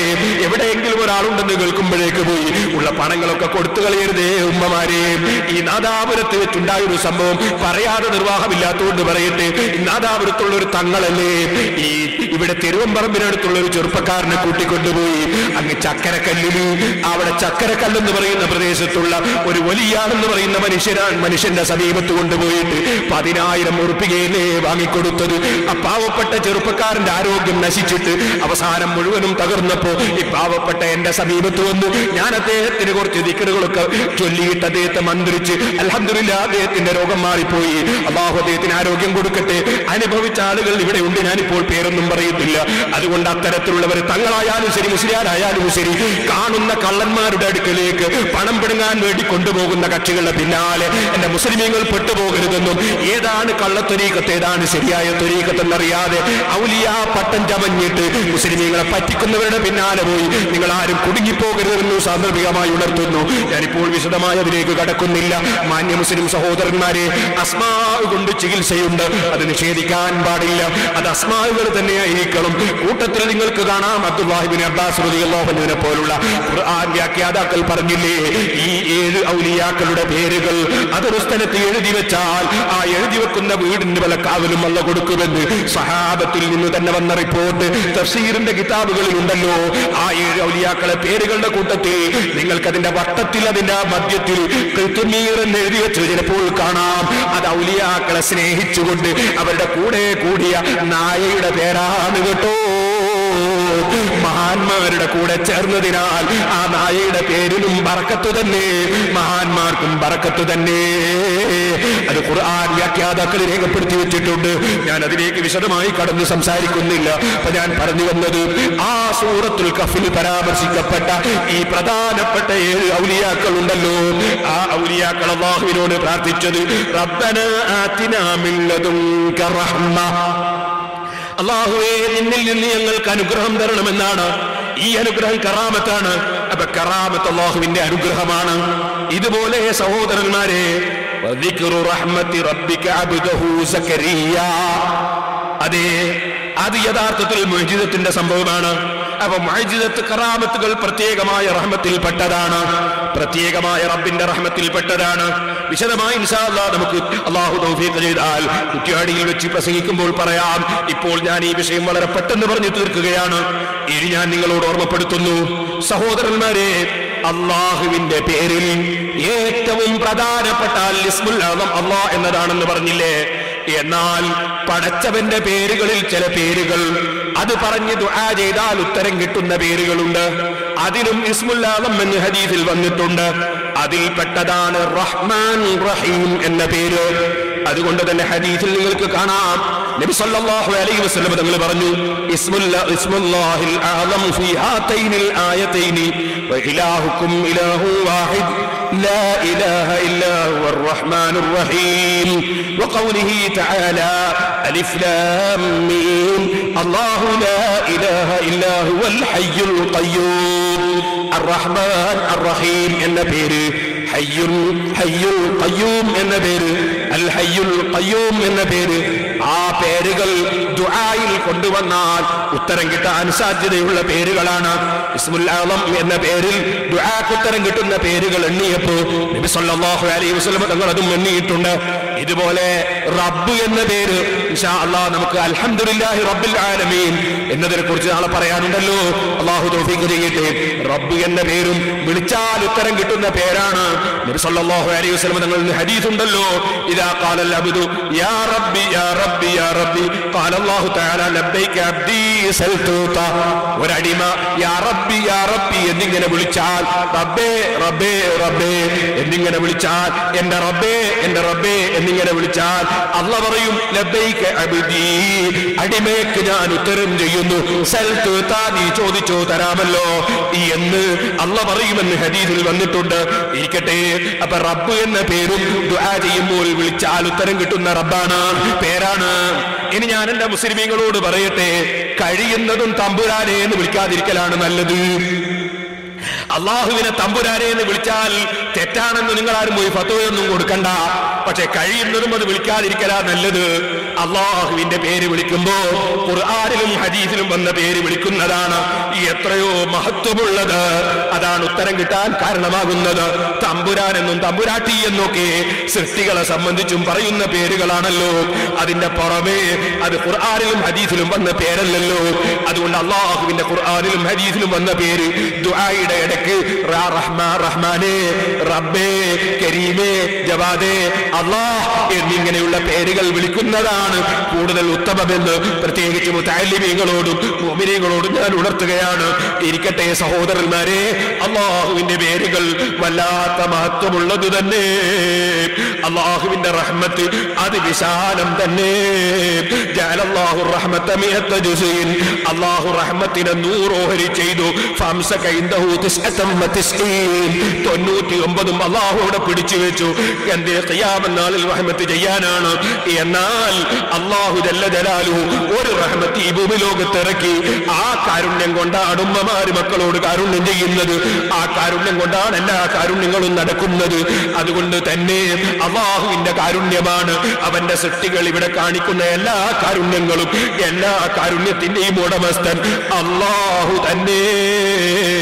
ആ റഹ്മാനും റഹീമുമായ അല്ലാഹുവിലേക്ക് മനസ്സ് തിരിച്ച് പൂർണ്ണമായി അല്ലാഹുവിലേക്ക് ലയിച്ച് അല്ലാഹുവിനെ പൂർണ്ണമായി ഉൾക്കൊണ്ട് ഏത് കാര്യം ചെയ്യുമ്പോഴും അല്ലാഹുവിന്റെ പേര് കൊണ്ട് തുടങ്ങി. അങ്ങനെയാണ് മുസ്ലിമീങ്ങൾ ചെയ്യേണ്ടത്. ഞാൻ ഒറ്റ വാക്കിലങ്ങ് പറഞ്ഞു തീർക്കുന്നു. wudu എടുക്കുമ്പോൾ ബിസ്മി ചൊല്ലൽ സുന്നത്താണ്, പള്ളിയിൽ കടക്കുമ്പോൾ ബിസ്മി ചൊല്ലൽ സുന്നത്താണ്, വീട്ടിൽ കടക്കുമ്പോൾ ബിസ്മി ചൊല്ലൽ സുന്നത്താണ്, വീട്ടിൽ നിന്നിറങ്ങുമ്പോൾ ബിസ്മി ചൊല്ലൽ സുന്നത്താണ്, വാഹനം കയറുമ്പോൾ ബിസ്മി ചൊല്ലൽ സുന്നത്താണ്. ഉമ്മമാരെ, വാതിലടക്കുമ്പോൾ ബിസ്മി ചൊല്ലൽ സുന്നത്താണ്. ഭക്ഷണവും വെള്ളവും കുടിക്കുകയും ഭക്ഷിക്കുകയും ചെയ്യുമ്പോൾ ബിസ്മി ചൊല്ലൽ സുന്നത്താണ്. വസ്ത്രം ധരിക്കുമ്പോൾ ബിസ്മി ചൊല്ലൽ സുന്നത്താണ്. ചെരുപ്പ് ധരിക്കുമ്പോൾ വസ്ത്രം ധരിക്കുമ്പോൾ ബിസ്മി ചൊല്ലുന്നത് പുണ്യമാണ്. ഇതെല്ലാം അള്ളാഹുവിന്റെ പേര് കൊണ്ട് ബറക്കത്തെടുത്തുകൊണ്ട് ചെയ്യലാണ്. അതിനാൽ ധാരാളം കാവല് നമുക്ക് ലഭിക്കുന്നുണ്ട്. ഒന്നുകൂടി പറയട്ടെ, ഭാര്യയും ഭർത്താവുമായി ബന്ധപ്പെടുമ്പോ ഭാര്യയുടെ സമീപത്തേക്ക് ഭർത്താവ് ചെല്ലുന്ന സമയത്ത് ബിസ്മി ചൊല്ലൽ പ്രത്യേകം സുന്നത്താണ്. പിശാചിന് അല്ലാഹു തആല കൊടുത്ത വരമാണ്. എല്ലാ വിഷയത്തിലും ശാരിക്കും ഫിൽ അംവാലി വൽ ഔലാദ്, സന്താനങ്ങളിലും സമ്പത്തുകളിലും എല്ലാ വിഷയത്തിലും കൂറുകൂടാനുള്ളൊരു വരം പിശാചിന് പടച്ചറബ് കൊടുത്തിട്ടുണ്ട്, ശൈത്താനിന് പടച്ചറബ് കൊടുത്തിട്ടുണ്ട്. ആ പിശാചിൽ നിന്ന് എവിടെയെല്ലാം നിങ്ങൾക്ക് കാവൽ കിട്ടണോ ബിസ്മി ചൊല്ലിയിട്ട് തുടങ്ങൂ. ഭക്ഷണം കഴിക്കുമ്പോൾ ശൈത്താൻ കൂറുകൂടും, അതുകൊണ്ട് തന്നെ ഭക്ഷണം കഴിക്കുമ്പോൾ ബിസ്മി ചൊല്ലിക്കോളൂ. വെള്ളം കുടിക്കുമ്പോൾ ശൈത്താൻ കൂറുകൂടും, ബിസ്മി നിങ്ങൾ ചൊല്ലിയാൽ ശൈത്താൻ അകന്നുപോകും. നിങ്ങളൊരു വീട്ടിലേക്ക് കടക്കുമ്പോൾ ബിസ്മി ചൊല്ലിക്കോളൂ. നിങ്ങളുടെ കൂടെ ശൈത്താൻ അവിടെ കിടന്നുറങ്ങില്ല. നേരെ മറ്റ് ബിസ്മി ചൊല്ലാതെ വീട്ടിലേക്ക് കടന്നാൽ നിങ്ങൾ ഉറങ്ങുന്ന സമയത്ത് അവിടെ ശൈത്താൻ നിങ്ങളുടെ കൂടെ കിടന്നുറങ്ങുന്നുണ്ട്. നിങ്ങൾ ഭാര്യയുടെ സമീപത്തേക്ക് ചൊല്ലുമ്പോൾ നിങ്ങൾ ഔറത്തിന്റെ ഭാഗം വെളിച്ചത്ത് വരുന്നതിന് മുമ്പ് തന്നെ നിങ്ങൾ ബിസ്മി ചൊല്ലിക്കോളൂ. എന്നാൽ നിങ്ങൾ ഔറത്തിന്റെയും ശൈത്താന്റെയും ഇടയിൽ മറയിടലായി. അതുകൊണ്ട് ഔറത്തിന്റെ ഭാഗം വെളിച്ചത്ത് വരുന്നതിന് മുമ്പ്, തുണി നീങ്ങിപ്പോകുന്നതിന് മുമ്പ് തന്നെ ബിസ്മില്ലാഹി, അള്ളാഹുവിന്റെ പേരുകൊണ്ട് അള്ളാഹുവിന്റെ പേര് ചൊല്ലിക്കോളൂ. അതോടുകൂടെ തന്നെ സഹോദരന്മാരെ, പള്ളിയിൽ കടക്കുമ്പോൾ ബിസ്മി ചൊല്ലൽ സുന്നത്തുണ്ട്. അതുപോലെ അല്ലാഹുമ്മ ഇന്നി ബിസ്മില്ലാഹി അല്ലാഹുമ്മ ഇന്നി അസ്അലുക മിൻ ഖൈരി ഹാദിഹി السوق وخير ما فيها واعوذ بك من شرها وشر ما فيها اللهم اني اعوذ بك ان نصيب فيها. എന്നിങ്ങനെ അങ്ങാടിയിൽ കടക്കുന്ന സമയത്ത്, ടൗണിലേക്ക് കടക്കുന്ന സമയത്ത് ബിസ്മി ചൊല്ലൽ സുന്നത്തുണ്ട്. ഈ അങ്ങാടിയിലുള്ള ഖൈർ നിന്നോട് ചോദിക്കുന്നു അല്ലാ, ആ അങ്ങാടിയുടെ ഖൈറിനെയും ചോദിക്കുന്നു അല്ലാ, ആ അങ്ങാടിയുടെ ശർറിൽ നിന്ന് കാവല് ചോദിക്കുന്നു അല്ലാ, ആ അങ്ങാടിയിലുള്ള ശർറിൽ നിന്നും കാവല് ചോദിക്കുന്നു അല്ലാ, ഈ അങ്ങാടിയിൽ വെച്ച് മുസീബത്ത് ഉണ്ടാകുന്നത് കാവല് ചോദിക്കുന്നു അല്ലാ. എന്നിങ്ങനെ അത് അഊദുവോടുകൂടെ തുടക്കത്തിൽ ബിസ്മി ചൊല്ലിയിട്ട് ദിക്ർ ചൊല്ലാൻ നബി സല്ലല്ലാഹു അലൈഹി വസല്ലം അങ്ങാടിയിൽ കടക്കുന്ന സമയത്ത് ബിസ്മിയും അഊദുവും ചൊല്ലാൻ നമ്മെ പഠിപ്പിച്ചിട്ടുണ്ട്. ഒന്നുകൂടി പറയട്ടെ സഹോദരന്മാരെ, അതുപോലെ വീട്ടിൽ നിന്നിറങ്ങുന്ന സമയത്ത് ബിസ്മില്ലാഹി തവക്കൽതു അലല്ലാഹ് വലാ ഹൗല വലാ ഖുവത ഇല്ലാ ബില്ലാഹ് എന്നിങ്ങനെ ചൊല്ലിയിട്ട് ഒരാൾ ഇറങ്ങിയാൽ അവൻ ഏത് മുസീബത്തിൽ നിന്നും കാവൽ ലഭിക്കുമെന്ന് നബി സല്ലല്ലാഹു അലൈഹി വസല്ലം തങ്ങൾ പറഞ്ഞിട്ടുണ്ട്. ശൈത്താൻ അവനെ തൊട്ട് അകന്നു പോകുമെന്ന് നബി സല്ലല്ലാഹു അലൈഹി വസല്ലം പറഞ്ഞിട്ടുണ്ട്. ഇതുപോലെ വീട്ടിലേക്ക് കടക്കുന്ന സമയത്ത് അല്ലാഹുമ്മ ഇന്നി അസ്അലുക ഖൈറൽ മൗലിജി വ ഖൈറൽ മഖ്റജി ബിസ്മില്ലാഹി വലജിനാ വ ബിസ്മില്ലാഹി ഖറജിനാ വ അലല്ലാഹി റബ്ബനാ തവക്കൽനാ എന്നിങ്ങനെ ചൊല്ലിയിട്ടാണ് വീട്ടിലേക്ക് കടക്കേണ്ടതെന്ന് നബി സല്ലല്ലാഹു അലൈഹി വസല്ലം തങ്ങൾ പഠിപ്പിച്ചിട്ടുണ്ട്. ഇതുപോലെ സഹോദരന്മാരെ, ഭാര്യയുമായി ബന്ധപ്പെടാൻ ഒരുങ്ങുന്ന ഒരു വ്യക്തി, ഞാൻ നിങ്ങളോട് പറഞ്ഞില്ലേ, അവര് ആ ഭാര്യയുമായി ബന്ധപ്പെടാൻ ഒരുങ്ങിയിട്ട് അവരുടെ വസ്ത്രം നീങ്ങിപ്പോകുന്നതിന് മുമ്പ് തന്നെ അവനങ്ങ് ചൊല്ലിയേക്കണം ബിസ്മില്ലാഹി അല്ലാഹുമ്മ ജന്നിബിന ശൈത്താന വ ജന്നിബി ശൈത്താന മാ റസഖ്തനാ. അള്ളാഹുവിന്റെ പേരുകൊണ്ട് ഞാൻ ആരംഭിക്കുന്നു. അല്ലാഹുമ്മ ജന്നിബിന ശൈത്താൻ, ശൈത്താനെ ദൂരീകരിക്കണേ ഞങ്ങളിൽ നിന്ന് അല്ലാഹുവേ. ശൈത്താനിനെ ഞങ്ങൾക്ക് നീ തരുന്ന സന്താനത്തിൽ നിന്നും നീ ദൂരീകരിക്കണേ അല്ലാഹ്. ഇങ്ങനെ ചൊല്ലിയിട്ട് ഒരാൾ ഭാര്യയുമായി ബന്ധപ്പെട്ടാൽ ഫൈനഹു യഖ്ദിയ ബൈനഹുമാ ബർദും മിൻ ദാലിക ലം യദുർറഹു ശൈത്താനു അബദാ. അവന് കുട്ടിയുണ്ടായാൽ ശൈത്താൻ ആ കുട്ടിയെ ബുദ്ധിമുട്ടിക്കുകയില്ലെന്ന് ഹദീസിൽ വന്നിട്ടുണ്ട്. ഇങ്ങനെയൊന്നും ചെയ്യാതെ പലരും അതാ ഭാര്യയുമായി ബന്ധപ്പെട്ട് അതിൽ കുട്ടി ജനിക്കുമ്പോൾ കുറെ കാലം കഴിയുമ്പോൾ ബാപ്പ നരകത്തിലാണ്, ബാപ്പ അതാ മുശ്രിക്കാണ്, ബാപ്പ കാഫിറാണ് എന്നൊക്കെ പറഞ്ഞിട്ട് പലരും രംഗത്ത് വന്ന് സ്വന്തം ബാപ്പനെ നരകത്തിലേക്ക് അയക്കുന്നത് നിങ്ങൾ കാണുന്നില്ലേ? ബിസ്മി ചൊല്ലാതെ, ഇസ്ലാം കൽപ്പിച്ച ബിസ്മി ചൊല്ലാതെ ഭാര്യയുമായി ബന്ധപ്പെട്ടാൽ മക്കളുടെ ജീവിതത്തിന്റെ പല ഭാഗങ്ങളിലും ശൈത്താൻ പ്രവർത്തിക്കുമെന്ന് പ്രത്യേകം ഓർമ്മിക്കേണ്ടതുണ്ട് കേട്ടോ. ഞാൻ വിശദമായി പറയുന്നില്ല. അതുപോലെ വാതിലടക്കുന്ന സമയത്ത് ബിസ്മി ചൊല്ലണം, വിളക്ക് അണക്കുന്ന സമയത്ത് ബിസ്മി ചൊല്ലണം. നബി സല്ലല്ലാഹു അലൈഹി വസല്ലം തങ്ങൾ പറഞ്ഞിട്ടുണ്ടല്ലോ,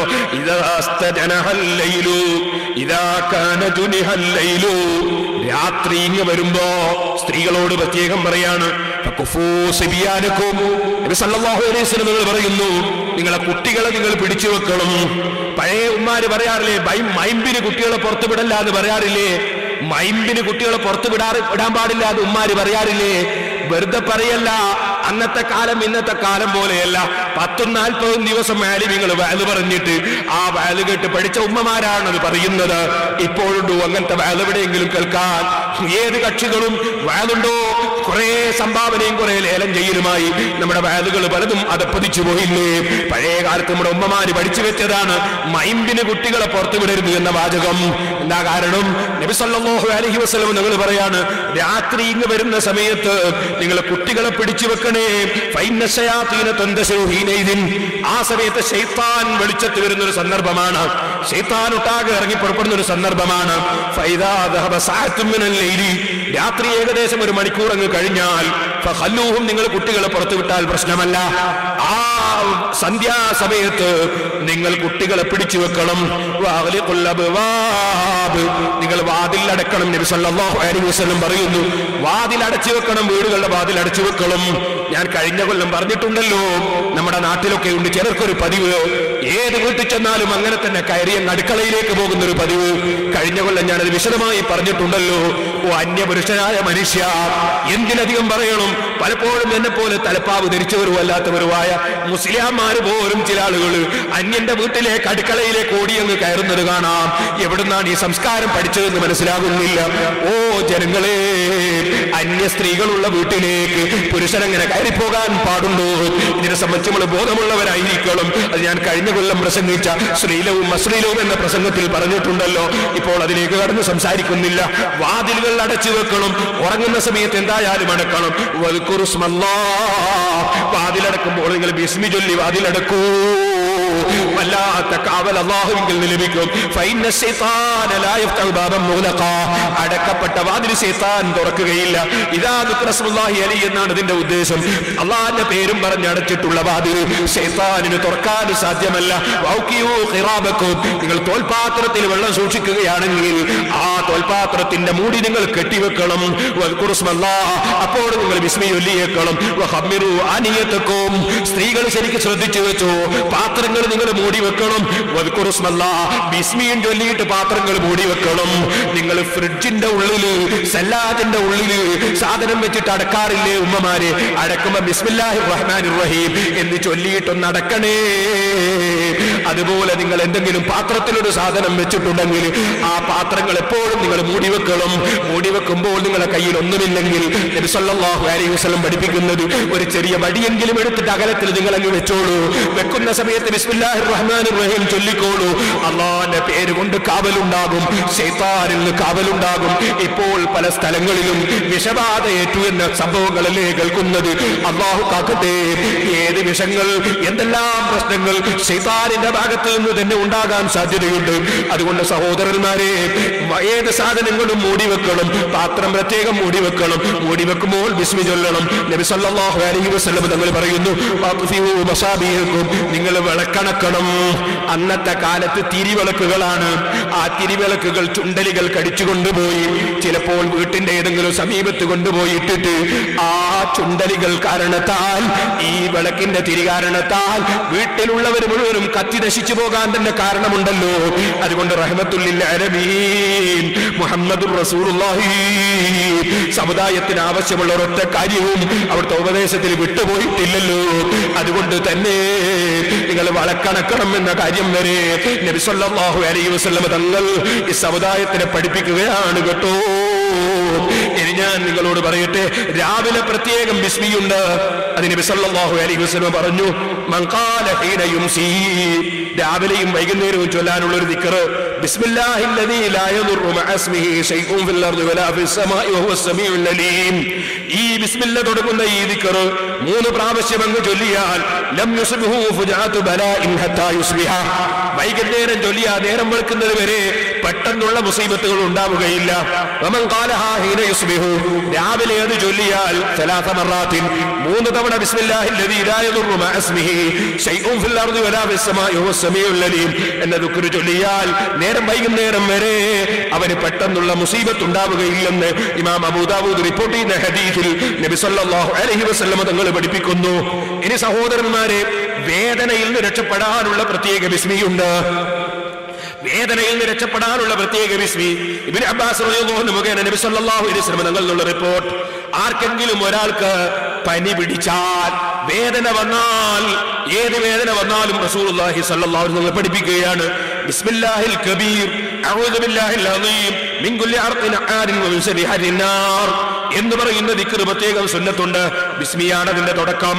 നബി സല്ലല്ലാഹു അലൈഹി വസല്ലം തങ്ങളോട് ഒരാൾ ചെന്നിട്ട്, നബിയേ, എനിക്കിതാ ഉസ്മാൻ ഇബ്നു അബ്ബാസ് റളിയല്ലാഹു അൻഹു പറയാണ്, നബിയേ, എനിക്ക് മുസ്ലിമായ അന്ന് മുതലേ എന്റെ ശരീരത്തിൽ ഒരു വേദനയാണ്. ഇത് പറഞ്ഞപ്പോൾ നബി സല്ലല്ലാഹു അലൈഹി വസല്ലം തങ്ങൾ എന്ത് പറഞ്ഞു? നിന്റെ കൈ നീ വേദനിക്കുന്ന സ്ഥലത്ത് അവിടെ വെക്കുക. വഖുൽ ബിസ്മില്ലാഹ്, നീ 3 പ്രാവശ്യം 3 മറാത്ത് 3 പ്രാവശ്യം വേദനയുള്ള സ്ഥലത്ത് കൈവച്ചിട്ട് ബിസ്മില്ലാ എന്ന് ചൊല്ലുക. എന്നിട്ട് 7 പ്രാവശ്യം നീ ഇത് ദിക്ർ ചൊല്ലുക. അഊദു ബിഇസ്സത്തില്ലാഹി വഖുദ്റതിഹി മിൻ ശർരി മാ അജിദു എന്ന് പറയുന്ന ഒരു റിവായത്തിൽ മിൻ ശർരി മാ അജിദു വഉഹാദിർ എന്ന് പറയുന്ന ദിക്ർ ചൊല്ലാൻ നബി സല്ലല്ലാഹു അലൈഹി വസല്ലം പഠിപ്പിക്കുന്നു. ഉസ്മാൻ ഇബ്നു അബ്ബാസ് റളിയല്ലാഹു അൻഹു പറയാണ്, ഞാൻ പലപ്പോഴും അത് ചെയ്തപ്പോൾ എന്റെ രോഗം അല്ലാഹു സുഖപ്പെടുത്തി തന്നു. ഞാനത് എന്റെ കുടുംബങ്ങളോടൊക്കെ സാധാരണ കൽപ്പിക്കാറുണ്ട്. ഒരു റിവായത്തിൽ അഊദു ബില്ലാഹി വഖുദ്റതിഹി മിൻ ശർരി മാ അജിദു വഉഹാദിർ എന്നാണ് പറഞ്ഞിട്ടുള്ളത്. ഇനി സഹോദരന്മാരെ, ബിസ്മി ചൊല്ലിയിട്ടുള്ള പ്രത്യേക മന്ത്രമുണ്ട്. ജിബ്രീൽ അലൈഹി സ്വലാത്തു വസ്സലാം നബി സല്ലല്ലാഹു അലൈഹി വസല്ലം തങ്ങളുടെ സമീപത്ത് വരുന്നു. വന്നിട്ട് നബി സല്ലല്ലാഹു അലൈഹി വസല്ലം ചോദിച്ചു, യാ മുഹമ്മദ് ഇസ്തകൈത, നബിയെ തങ്ങൾക്ക് രോഗമായോ? അതേ ജിബ്രീലേ, എനിക്ക് രോഗമുണ്ട്, വേദനയാണ്. ജിബ്രീൽ അലൈഹിസ്സലാം മന്ത്രിക്കുകയാണ്, ബിസ്മില്ലാഹി അർഖീക് മിൻ കുല്ലി ദാഇ യുദീക് വമിൻ ശർരി കുല്ലി നഫ്സിൻ ഔ ഐനി ഹാസിദിൻ അല്ലാഹു യശ്ഫീക് ബിസ്മില്ലാഹി അർഖീക്. ജിബ്രീൽ അലൈഹിസ്സലാം നബി സല്ലല്ലാഹു അലൈഹി വസല്ലം തങ്ങളെ മന്ത്രിക്കുകയാണ്, ബിസ്മി ചൊല്ലി മന്ത്രിക്കുകയാണ്. ബിസ്മി വല്ലാത്ത കാവലുള്ളത് തന്നെ. പടച്ചവന്റെ പേര് കൊണ്ടുള്ള കാവൽ വല്ലാത്ത കാവല് തന്നെ. അവൻ റഹ്മാനും റഹീമുമല്ലേ. അവന്റെ റഹ്മത്തിലായി ജീവിപ്പിച്ച് അവന്റെ റഹ്മത്തിലായി മരിക്കാൻ അള്ളാഹു നമുക്ക് തൗഫീഖ് നൽകട്ടെ. ഒരു ചെറിയ ചരിത്രം പറഞ്ഞ് ഞാൻ എന്റെ പ്രസംഗം നിർത്തട്ടെ. എന്റെ ചെറുപ്പക്കാർക്ക് എഴുന്നേറ്റ് നിൽക്കുക. അള്ളാഹുവേ, ഞങ്ങളെ മജ്ലിസ് നീ ദുആ കിതാബത്തുള്ള മജ്ലിസാക്കണം റഹ്മാനേ.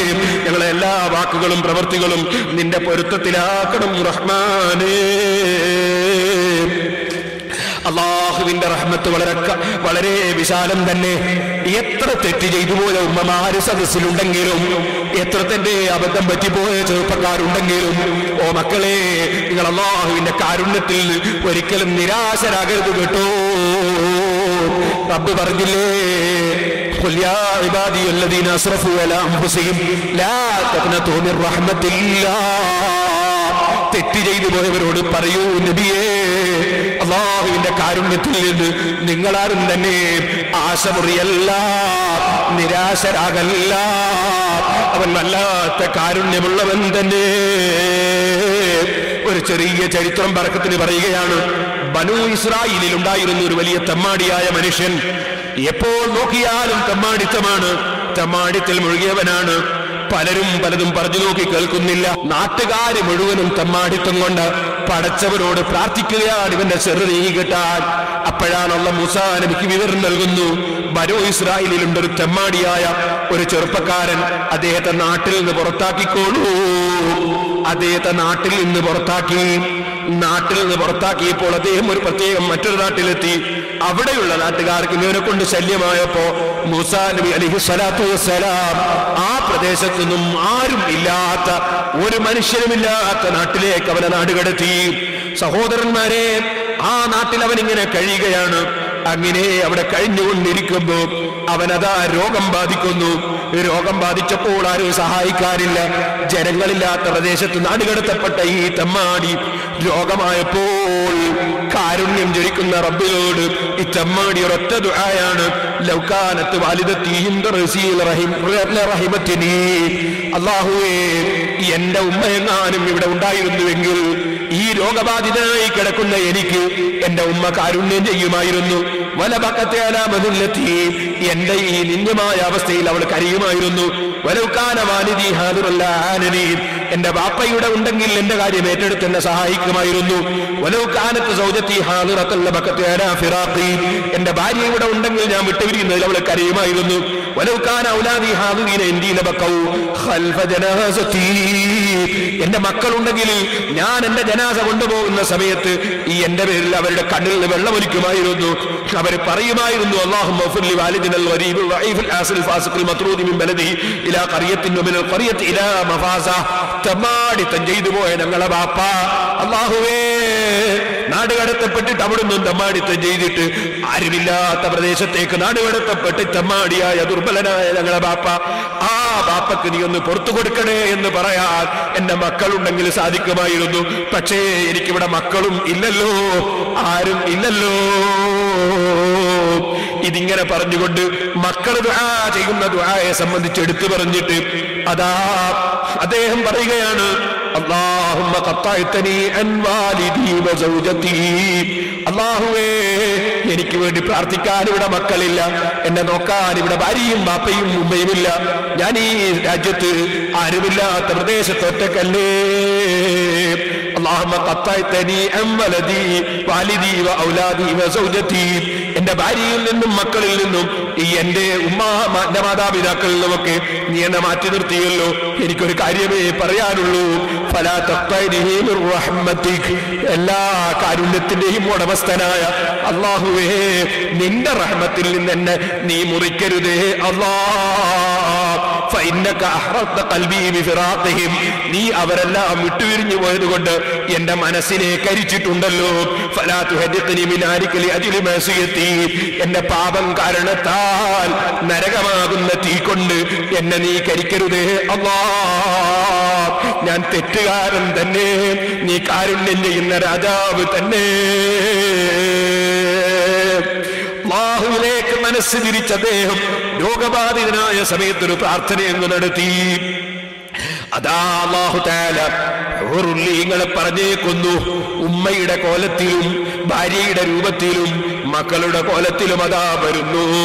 ഒരു മലക്കും വരുന്നു, ബാപ്പയുടെ കോലത്തിൽ വരുന്നു, അടുത്തിരിക്കുന്നു. അവര് ദുഃഖമതാ വ്യസനം അവരിൽ കളിയാടുന്നത് കാണുന്നു. അദ്ദേഹം പറയുന്ന എന്റെ ബാപ്പയും ഉമ്മയും മക്കളുമൊക്കെ ഹാജരായിരിക്കുന്നുവല്ലോ, എന്റെ മനസ്സ് സന്തോഷമായി പോയി. റബ്ബേ നീ എനിക്ക് പുറത്തു തരുന്ന രാജാവ് തന്നെ, കാരുണ്യം ചെയ്യുന്ന രാജാവ് തന്നെ.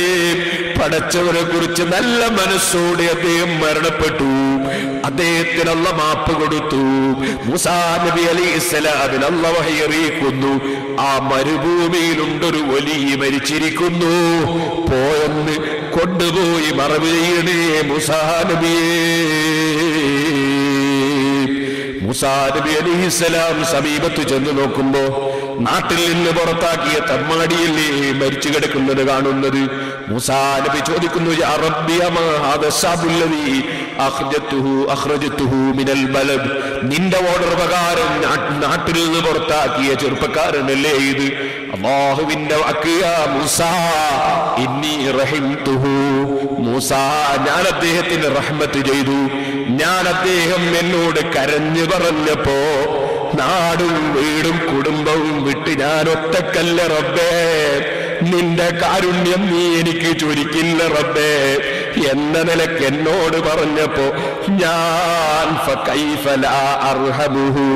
അദ്ദേഹം ചോദിച്ചില്ലേ, എന്റെ ഉമ്മയുണ്ടെങ്കിൽ കാരുണ്യം ചെയ്യുമായിരുന്നു, ബാപ്പയും കാരുണ്യം ചെയ്യുമായിരുന്നു, മക്കളും പ്രാർത്ഥിക്കുമായിരുന്നു, ഭാര്യയും കാരുണ്യം ചെയ്യുമായിരുന്നു എന്ന് പറഞ്ഞില്ലേ? അങ്ങനെ ആളുകളൊക്കെ കാരുണ്യം ചെയ്യുമായിരുന്നു എന്ന് പറഞ്ഞിട്ട് അർഹമുർ റഹീമായ എന്നിലേക്ക് അവൻ കൈനീട്ടിയില്ലേ?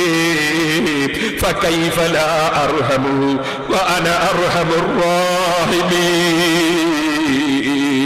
ലോകത്ത് കാരുണ്യം ചെയ്യുന്ന എല്ലാ സൃഷ്ടികളെക്കാളും ഏറ്റവും കാരുണ്യം ചെയ്യുന്ന, കാരുണ്യം 100 സൂക്ഷിച്ചു വെച്ച രാജാവ് ഞാൻ തന്നെയല്ലേ?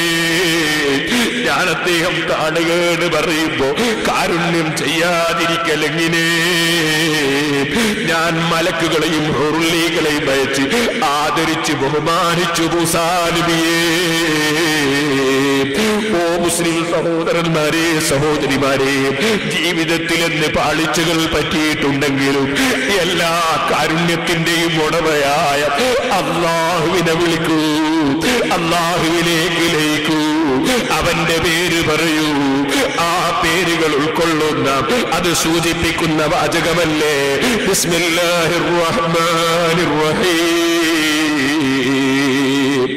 അർഹമുർ റഹീമീനായ റബ്ബേ, ഏറ്റവും നിന്റെ കാരുണ്യം ആവശ്യമുള്ള അടിമകൾ സാധുക്കളായ ഞങ്ങൾ തന്നെയല്ലേ? നീ ഞങ്ങളെ സദസ്സിലും ഞങ്ങളെ സ്ഥാപനങ്ങളിലും ഞങ്ങളെ മനസ്സിലും ഞങ്ങളെ നാവിലും ഞങ്ങളെ അവയവങ്ങളിലും ഞങ്ങളെ ശരീരത്തിലും ഞങ്ങളെ കുടുംബത്തിലും ഞങ്ങളെ നാടുകളിലും ഞങ്ങളെ അയൽവാസികളിലും ലോകത്ത് നിന്റെ ഹബീബായ നബിയുടെ ഉമ്മത്തുകൾ എവിടെയെല്ലാം ഉണ്ടോ അവർക്കെല്ലാം നീ കാരുണ്യം ചൊരിയണേ റഹ്മാനേ. ഞങ്ങളെ സദസ്സിലും കാരുണ്യം ചൊരിയണേ റഹ്മാനേ. ഒരു 3 സ്വലാത്ത് സല്ലല്ലാഹു അലാ മുഹമ്മദ് സല്ലല്ലാഹു അലൈഹി വസല്ലം. സല്ലല്ലാഹു അലാ മുഹമ്മദ് സല്ലല്ലാഹു അലൈഹി വസല്ലം. അല്ലാഹുമ്മ സല്ലി അലാ മുഹമ്മദ്. بسم الله الرحمن الرحيم. الحمد لله رب العالمين الرحمن الرحيم مالك يوم الدين إياك نعبد وإياك نستعين اهدنا الصراط المستقيم صراط الذين أنعمت عليهم غير المغضوب عليهم ولا الضالين.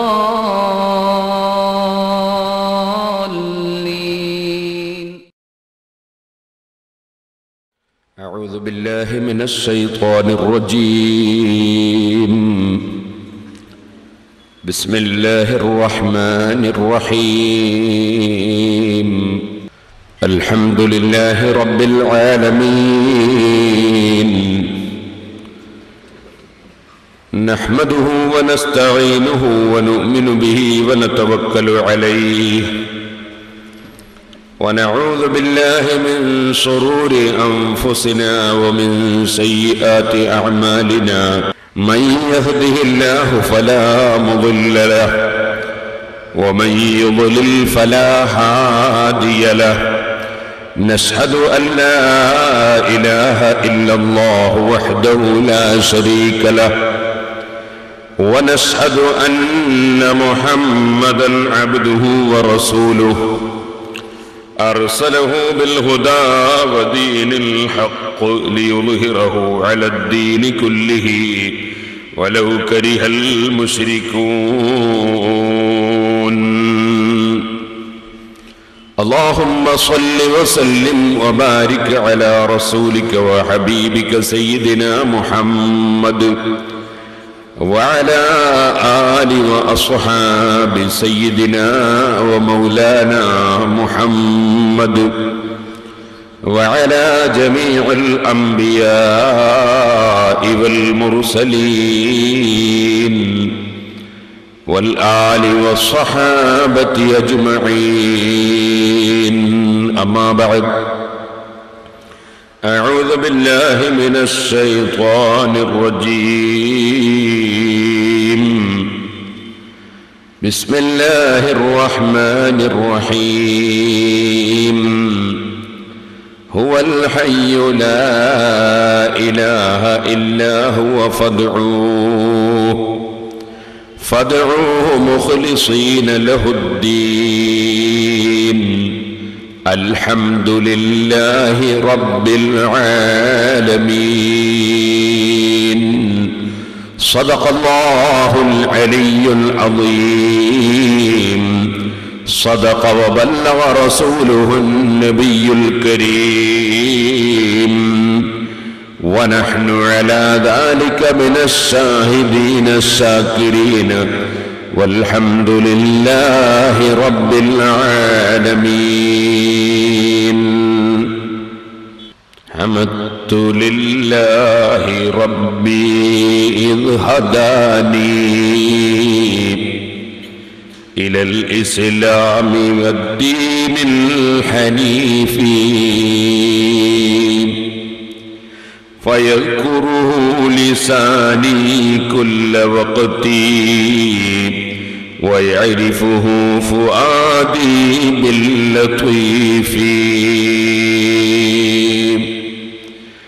يا رب صل على من حل بالحرم طه الرسول الذي قد خص بالكرم يا رب بالمصطفى بلغ مقاصدنا واغفر لنا ما مضى يا واسع الكرم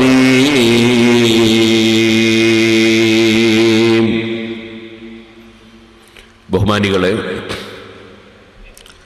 അല്ലാഹുവിൻ്റെ മഹത്തായ അനുഗ്രഹം കൊണ്ട്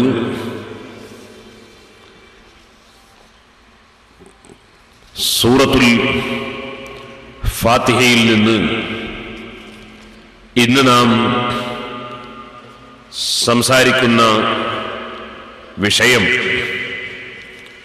അൽഹംദുലില്ലാഹി റബ്ബിൽ ആലമീൻ എന്ന ആയത്തിനെ ആസ്പദമാക്കിയാണ്.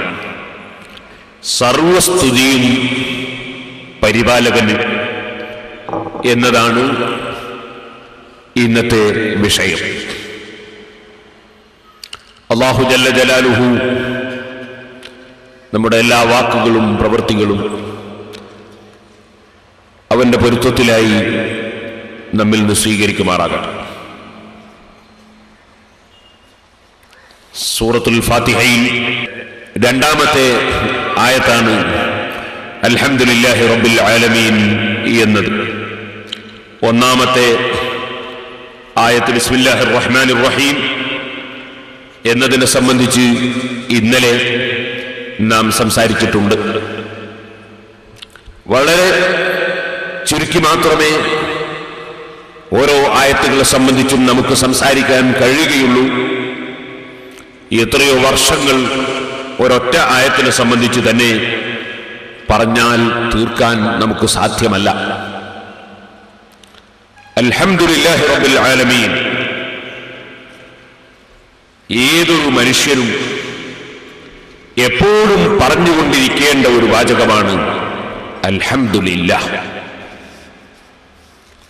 ഏറ്റവും സത്യമായൊരു വാചകമാണ് അൽഹംദുലില്ലാഹ്. എന്താണ് ആ വാക്കിന്റെ അർത്ഥം? പരിശുദ്ധ ഖുർആനിൽ ധാരാളം സ്ഥലങ്ങളിൽ അൽഹംദുലില്ലാഹ് എന്ന പദം എന്ന വാചകം പറയപ്പെട്ടിട്ടുണ്ട്. എന്നാൽ അൽഹംദുലില്ലാഹി റബ്ബിൽ ആലമീൻ എന്ന വാചകം തന്നെ പരിശുദ്ധ ഖുർആനിൽ എത്രയോ സ്ഥലങ്ങളിൽ പറയപ്പെട്ടിട്ടുണ്ട്. സർവസ്തുതിയും അല്ലാഹുവിനാണ് എന്നാണ് നാം അതിന് സാധാരണയായി അർത്ഥം പറയാറുള്ളത്. എന്താണ് സ്തുതി എന്തിനാണ് സ്തുതി എന്ന് പറയുന്നത്? മഹാനായ ഇമാം ശൈഖുൽ ഇസ്ലാം സക്കരിയ അൻസാരി റഹ്മത്തുള്ളാഹി അലൈഹി അതിനെ സംബന്ധിച്ച് വിശദീകരിച്ചുകൊണ്ട് പറഞ്ഞു, സ്വന്തം ഇഷ്ടപ്രകാരം ചെയ്യുന്ന അഴകായ കാര്യങ്ങൾ ആസ്പദമാക്കി നാവുകൊണ്ട് ആദരിച്ച് നല്ലത് പറയുന്നതിനാണ്, സ്തുതി പറയുന്നതിനാണ് ഹംദ് എന്ന് പറയുന്നത്. അത് സ്വന്തത്തിൽ തന്നെയുള്ള മറ്റൊന്നിലേക്ക് വിട്ടുകടക്കാത്ത മഹത്വത്തിന്റെ പേരിൽ ആകാം, മറ്റൊരാളിലേക്ക് വിട്ടുകടക്കുന്ന മഹത്വത്തിന്റെ പേരിലും ആകാം. ഉദാഹരണത്തിന് അല്ലാഹു സുബ്ഹാനഹു വ തആല അവൻ കഴിവുള്ളവനാണ്, എല്ലാറ്റിനും കഴിവുള്ളവനാണ്. അത് അല്ലാഹുവിന്റെ ഒരു വലിയ മഹത്വമാണ്. എന്നാൽ അല്ലാഹു സുബ്ഹാനഹു വ തആല എല്ലാവർക്കും കൊടുക്കുന്നവനാണ്. അത് മറ്റുള്ളവരിലേക്ക് വിട്ടുകടക്കുന്ന ഒരു കാര്യമാണ്. അങ്ങനെ എല്ലാ വിഷയത്തിലും എല്ലാ നിലക്കും എല്ലാം കൊണ്ടും ആര് എവിടെ എത്ര എങ്ങനെ സ്തുതിച്ചാലും എല്ലാ സ്തുതിയുടെയും ഉടമസ്ഥനായി എല്ലാ പുകഴ്ത്തലുകളുടെയും അവകാശിയായി ഉള്ളവൻ അല്ലാഹു സുബ്ഹാനഹു വ തആല മാത്രമാണ്. അൽഹംദുലില്ലാഹ്. ആര് എന്ത് ആവശ്യത്തിന് പുകഴ്ത്തി പറഞ്ഞാൽ, ഏത് വിഷയത്തെ നാം സ്തുതിച്ചു പറഞ്ഞാൽ അതിന്റെ എല്ലാം ഉടമസ്ഥാവകാശം, അതെല്ലാം കൊടുത്തിട്ടുള്ളവൻ അല്ലാഹുവാണ് എന്നതുകൊണ്ട് എല്ലാ സ്തുതികളുടെയും അവകാശി അല്ലാഹുവാണ്. അതാണ് സർവസ്തുതിയും അല്ലാഹുവിനാണ് എന്ന് പറഞ്ഞതിന്റെ അർത്ഥം. ഇനി ഒന്നുകൂടി പറയാം, അതൊരു സത്യമായ യാഥാർത്ഥ്യമായ വസ്തുതയായ ഒരു വിഷയമാണ്. അൽഹംദുലില്ലാഹ്, ലാ ഇലാഹ ഇല്ലല്ലാഹ്, അല്ലാഹു അക്ബർ. ഇതൊക്കെ സത്യമായ പ്രസ്താവനകളാണ്. ആ പ്രസ്താവനകൾ അല്ലാഹു തന്നെ പ്രസ്താവിച്ചിട്ടുണ്ട്. സത്യമായ പ്രസ്താവനകളാണ്. അശ്ഹദു അല്ലാ ഇലാഹ ഇല്ലല്ലാഹ് എന്ന് ഒരാൾ പറഞ്ഞാൽ ലാ ഇലാഹ ഇല്ലല്ലാഹ് എന്നത് ഏതായാലും സത്യമാണ്. അശ്ഹദു എന്ന് അവൻ പറഞ്ഞത് അവൻ മനസ്സിൽ ഉണ്ടായിട്ട് പറഞ്ഞതാണോ അല്ലെങ്കിൽ മനസ്സിൽ ഇല്ലാതെ അവൻ കളവായിട്ട് പറഞ്ഞതാണോ എന്നതിൽ സംശയത്തിന് അവകാശം ഉണ്ട്. അതേസമയത്ത് ലാ ഇലാഹ ഇല്ലല്ലാഹ്, അല്ലാഹുവല്ലാതെ ആരാധിക്കപ്പെടാൻ അർഹൻ ഇല്ല എന്ന് പറഞ്ഞാൽ അത് വസ്തുതയാണ്. അതൊരിക്കലും കളവാകാൻ തരമില്ല. ലാ ഇലാഹ ഇല്ലല്ലാഹ് എന്നതൊരിക്കലും കളവാവുകയില്ല. അല്ലാഹു അക്ബർ എന്നതൊരിക്കലും കളവാവുകയില്ല. അൽഹംദുലില്ലാഹ്, സർവസ്തുതിയും അല്ലാഹുവിനാണ് എന്ന പ്രസ്താവന ഒരിക്കലും കളവാവുകയില്ല. ഇതുകൊണ്ടാണ് ബാങ്ക് കൊടുക്കുന്ന സമയത്ത് നിങ്ങൾ കണ്ടില്ലേ, ആദ്യം തന്നെ പറഞ്ഞു അല്ലാഹു അക്ബർ. സത്യപ്രസ്താവനയാണ്. അല്ലാഹു വലിയവനാണ്. അതാര് പറഞ്ഞാലും പറഞ്ഞില്ലെങ്കിലും അല്ലാഹു വലിയവൻ തന്നെ. അത് സത്യമാണ്. ആരും പറഞ്ഞില്ലെങ്കിലും അല്ലാഹു വലിയവൻ തന്നെ. എല്ലാവരും പറഞ്ഞാലും അല്ലാഹു വലിയവൻ തന്നെ, അല്ലാഹു വലിയവൻ തന്നെ. അതേ സമയത്ത് ബാങ്കിന്റെ അവസാനത്തെ വാചകം നിങ്ങൾ കണ്ടോ? ബാങ്കിന്റെ ശേഷമുള്ള വാചകത്തിൽ അശ്ഹദു അല്ലാ ഇലാഹ ഇല്ലല്ലാഹ്, അശ്ഹദു അല്ലാ ഇലാഹ ഇല്ലല്ലാഹ് എന്ന് പറഞ്ഞ മനുഷ്യൻ ബാങ്കിന്റെ അവസാനത്തിൽ വെറും ലാ ഇലാഹ ഇല്ലല്ലാഹ് എന്ന് പറഞ്ഞിട്ടാണ് നിർത്തുന്നത്. അതെന്താണ്? അശ്ഹദു അല്ലാ ഇലാഹ ഇല്ലല്ലാഹ് എന്ന് പറഞ്ഞത് ഞാൻ ലാ ഇലാഹ ഇല്ലല്ലാഹ് എന്ന ആശയം, അല്ലാഹുവല്ലാതെ ആരാധിക്കപ്പെടാൻ അർഹനില്ല എന്ന ആശയം ഞാൻ മനസ്സിൽ ഉറപ്പിച്ച് നാവുകൊണ്ട് വ്യക്തമായി പ്രഖ്യാപിക്കുന്നു എന്നാണല്ലോ അതിന്റെ അർത്ഥം. അത് സത്യം ഉദ്ദേശിച്ച് കാപട്യമില്ലാതെ പറഞ്ഞവൻ പറഞ്ഞാൽ അത് പൂർണ്ണമായും അവന്റെ പ്രസ്താവന പൂർണ്ണമായും ശരിയാണ്. അല്ലെങ്കിലും ലാ ഇലാഹ ഇല്ലല്ലാഹ് എന്ന കാര്യം ശരിയാണ്. അവസാനം ബാങ്ക് നിർത്തുന്നത് കളവ് ഒരു നിലക്കും വരാൻ പറ്റാത്ത വാചകം പറഞ്ഞുകൊണ്ടാണ്, ലാ ഇലാഹ ഇല്ലല്ലാഹ്. ഒരിക്കലും കളവാവുകയില്ല. ഇതുപോലെ ഒരിക്കലും കളവാകാൻ പറ്റാത്ത വളരെ പ്രധാനപ്പെട്ട വാചകമാണ് അൽഹംദുലില്ലാഹ്. സർവസ്തുതിയും അല്ലാഹുവിനാണ്. അങ്ങനെ അല്ലാഹുവിനെ ആദരിച്ചുകൊണ്ട് അല്ലാഹുവിനെ പുകഴ്ത്തി പറയുക, അതാണ് ഹംദ് എന്നതുകൊണ്ട് ഉദ്ദേശിക്കപ്പെടുന്നത്. എന്നാൽ മഹാനായ സക്കരിയ അൽ-അൻസാരി റഹ്മത്തുള്ളാഹി അലൈഹി തങ്ങൾ തന്നെ വിശദീകരിച്ചു, ഉറുഫിൽ ഗുണം ചെയ്തു കൊടുക്കുന്ന ഒരു വ്യക്തിയെ, ആ വ്യക്തിയെ ആദരിക്കുന്ന ഏത് പ്രവർത്തിക്കും ഹംദ് എന്ന് പറയൽ ഉണ്ട്.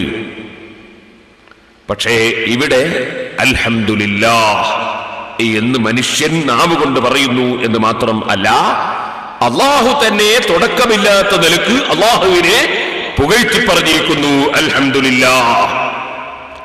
ഇനി സൃഷ്ടികൾ പറഞ്ഞാലും സിത്താവ് പറഞ്ഞാലും എല്ലാം അൽഹംദുലില്ലാഹ്, സർവസ്തുതിയും അള്ളാഹുവിന് അവകാശപ്പെട്ടത് തന്നെ. അതിൽ ഒരു പതിരും വരാൻ സാധ്യതയില്ല. സർവസ്തുതിയും അള്ളാഹുവിനാണെന്ന് പറയുന്ന ഈ ആയത്ത് അൽഹംദുലില്ലാഹ്, അവൻ നമുക്ക് അനുഗ്രഹം ചെയ്യട്ടെ ചെയ്യാതിരിക്കട്ടെ, സർവസ്തുതിയും അള്ളാഹുവിനാണ്. അവൻ അള്ളാഹുവാണെന്ന നിലക്ക് തന്നെ സർവസ്തുതിയും അവൻ അവകാശപ്പെട്ടതാ. അവൻ നമുക്ക് ഗുണം ചെയ്താലും ചെയ്തില്ലെങ്കിലും അള്ളാഹു സർവസ്തുതിയുടെയും അവകാശി തന്നെയാണ്. ആ അള്ളാഹു ലോകത്ത് നൽകിയിട്ടുള്ള അനുഗ്രഹങ്ങൾ ഇന്നലെ നാം സൂചിപ്പിച്ചിട്ടുണ്ട്. അർ-റഹ്മാനിർ റഹീം, ബിസ്മില്ലാഹിർ റഹ്മാനിർ റഹീം എന്ന കാരുണ്യം ജ്വലിക്കുന്ന റബ്ബ് എന്നതിനെ സംബന്ധിച്ച് വിവരിക്കുന്ന സമയത്ത് നമ്മൾ പറഞ്ഞിട്ടുണ്ട്, ആ കാരുണ്യം ജ്വലിക്കുന്ന റബ്ബ് അവൻ വിശാലമായ കാരുണ്യം ചെയ്യുന്നവനാണ്, അവൻ പ്രത്യേകമായ കാരുണ്യവും ചെയ്യുന്നവനാണ് എന്നാണല്ലോ ബിസ്മില്ലാഹിർ റഹ്മാനിർ റഹീം എന്ന ആ മഹത്തായ ആയത്ത് വിവരിച്ചുകൊണ്ട് നമ്മൾ പറഞ്ഞു വന്നത്. ആ കാരുണ്യം ചെയ്യുന്ന റബ്ബിനെ എന്തുകൊണ്ടും സ്തുതിക്കാൻ അവൻ അർഹതപ്പെട്ടവനാണല്ലോ. കാരുണ്യം ചെയ്യുന്ന റബ്ബ്, കാരുണ്യം ചെയ്യുന്നവനായ അല്ലാഹുവിന്റെ പേരുകൊണ്ട് തുടങ്ങുന്നു, അല്ലെങ്കിൽ പേരുകൊണ്ട് ബറക്കത്തെടുത്ത് ആരംഭിക്കുന്നു എന്ന് പറയുന്ന മനുഷ്യൻ ഉടനെ തന്നെ പറയുകയാണ് അൽഹംദുലില്ലാഹി റബ്ബിൽ ആലമീൻ. ആ മഹത്തായ കാരുണ്യങ്ങളും അനുഗ്രഹങ്ങളും ജ്വലിക്കുന്ന റബ്ബ്, ആ റബ്ബിനാണ് സർവസ്തുതിയും, അല്ലാഹുവിനാണ് സർവസ്തുതിയും. അവൻ അള്ളയാണെന്ന നിലക്ക് തന്നെ സർവസ്തുതികൾക്കും അർഹതപ്പെട്ടവനാണ്. അവൻ സർവസ്തുതിയുടെയും ഉടമസ്ഥനാണ്. അത് പറഞ്ഞ ഉടനെ അതാ റബ്ബിൽ ആലമീൻ, അവൻ സർവ ലോകത്തെയും സൃഷ്ടിച്ച് പോറ്റി വളർത്തുന്നവനാണ്. ഈ പരിശുദ്ധ ഖുർആൻ അതിന്റെ പ്രാരംഭത്തിൽ കാണുന്ന സൂറത്താണല്ലോ സൂറത്തുൽ ഫാത്തിഹ. ഈ ഖുർആൻ അവതരിപ്പിച്ചതും അവൻ ജനങ്ങളെ പോറ്റി വളർത്തുന്നതിന്റെ ഒരു ഭാഗമായിട്ടാണ്, ജനങ്ങൾക്ക് അല്ലാഹു നൽകുന്ന ഒരു അനുഗ്രഹത്തിന്റെ ഭാഗമായിട്ടാണ്. അതുകൊണ്ട് തന്നെ ഖുർആനിൽ നമുക്ക് കാണാം അൽഹംദുലില്ലാഹില്ലദീ അൻസല അലാ അബ്ദിഹിൽ കിതാബ്. സർവസ്തുതിയും അല്ലാഹുവിനാണ്. എങ്ങനെയുള്ള അല്ലാഹുവാണ്?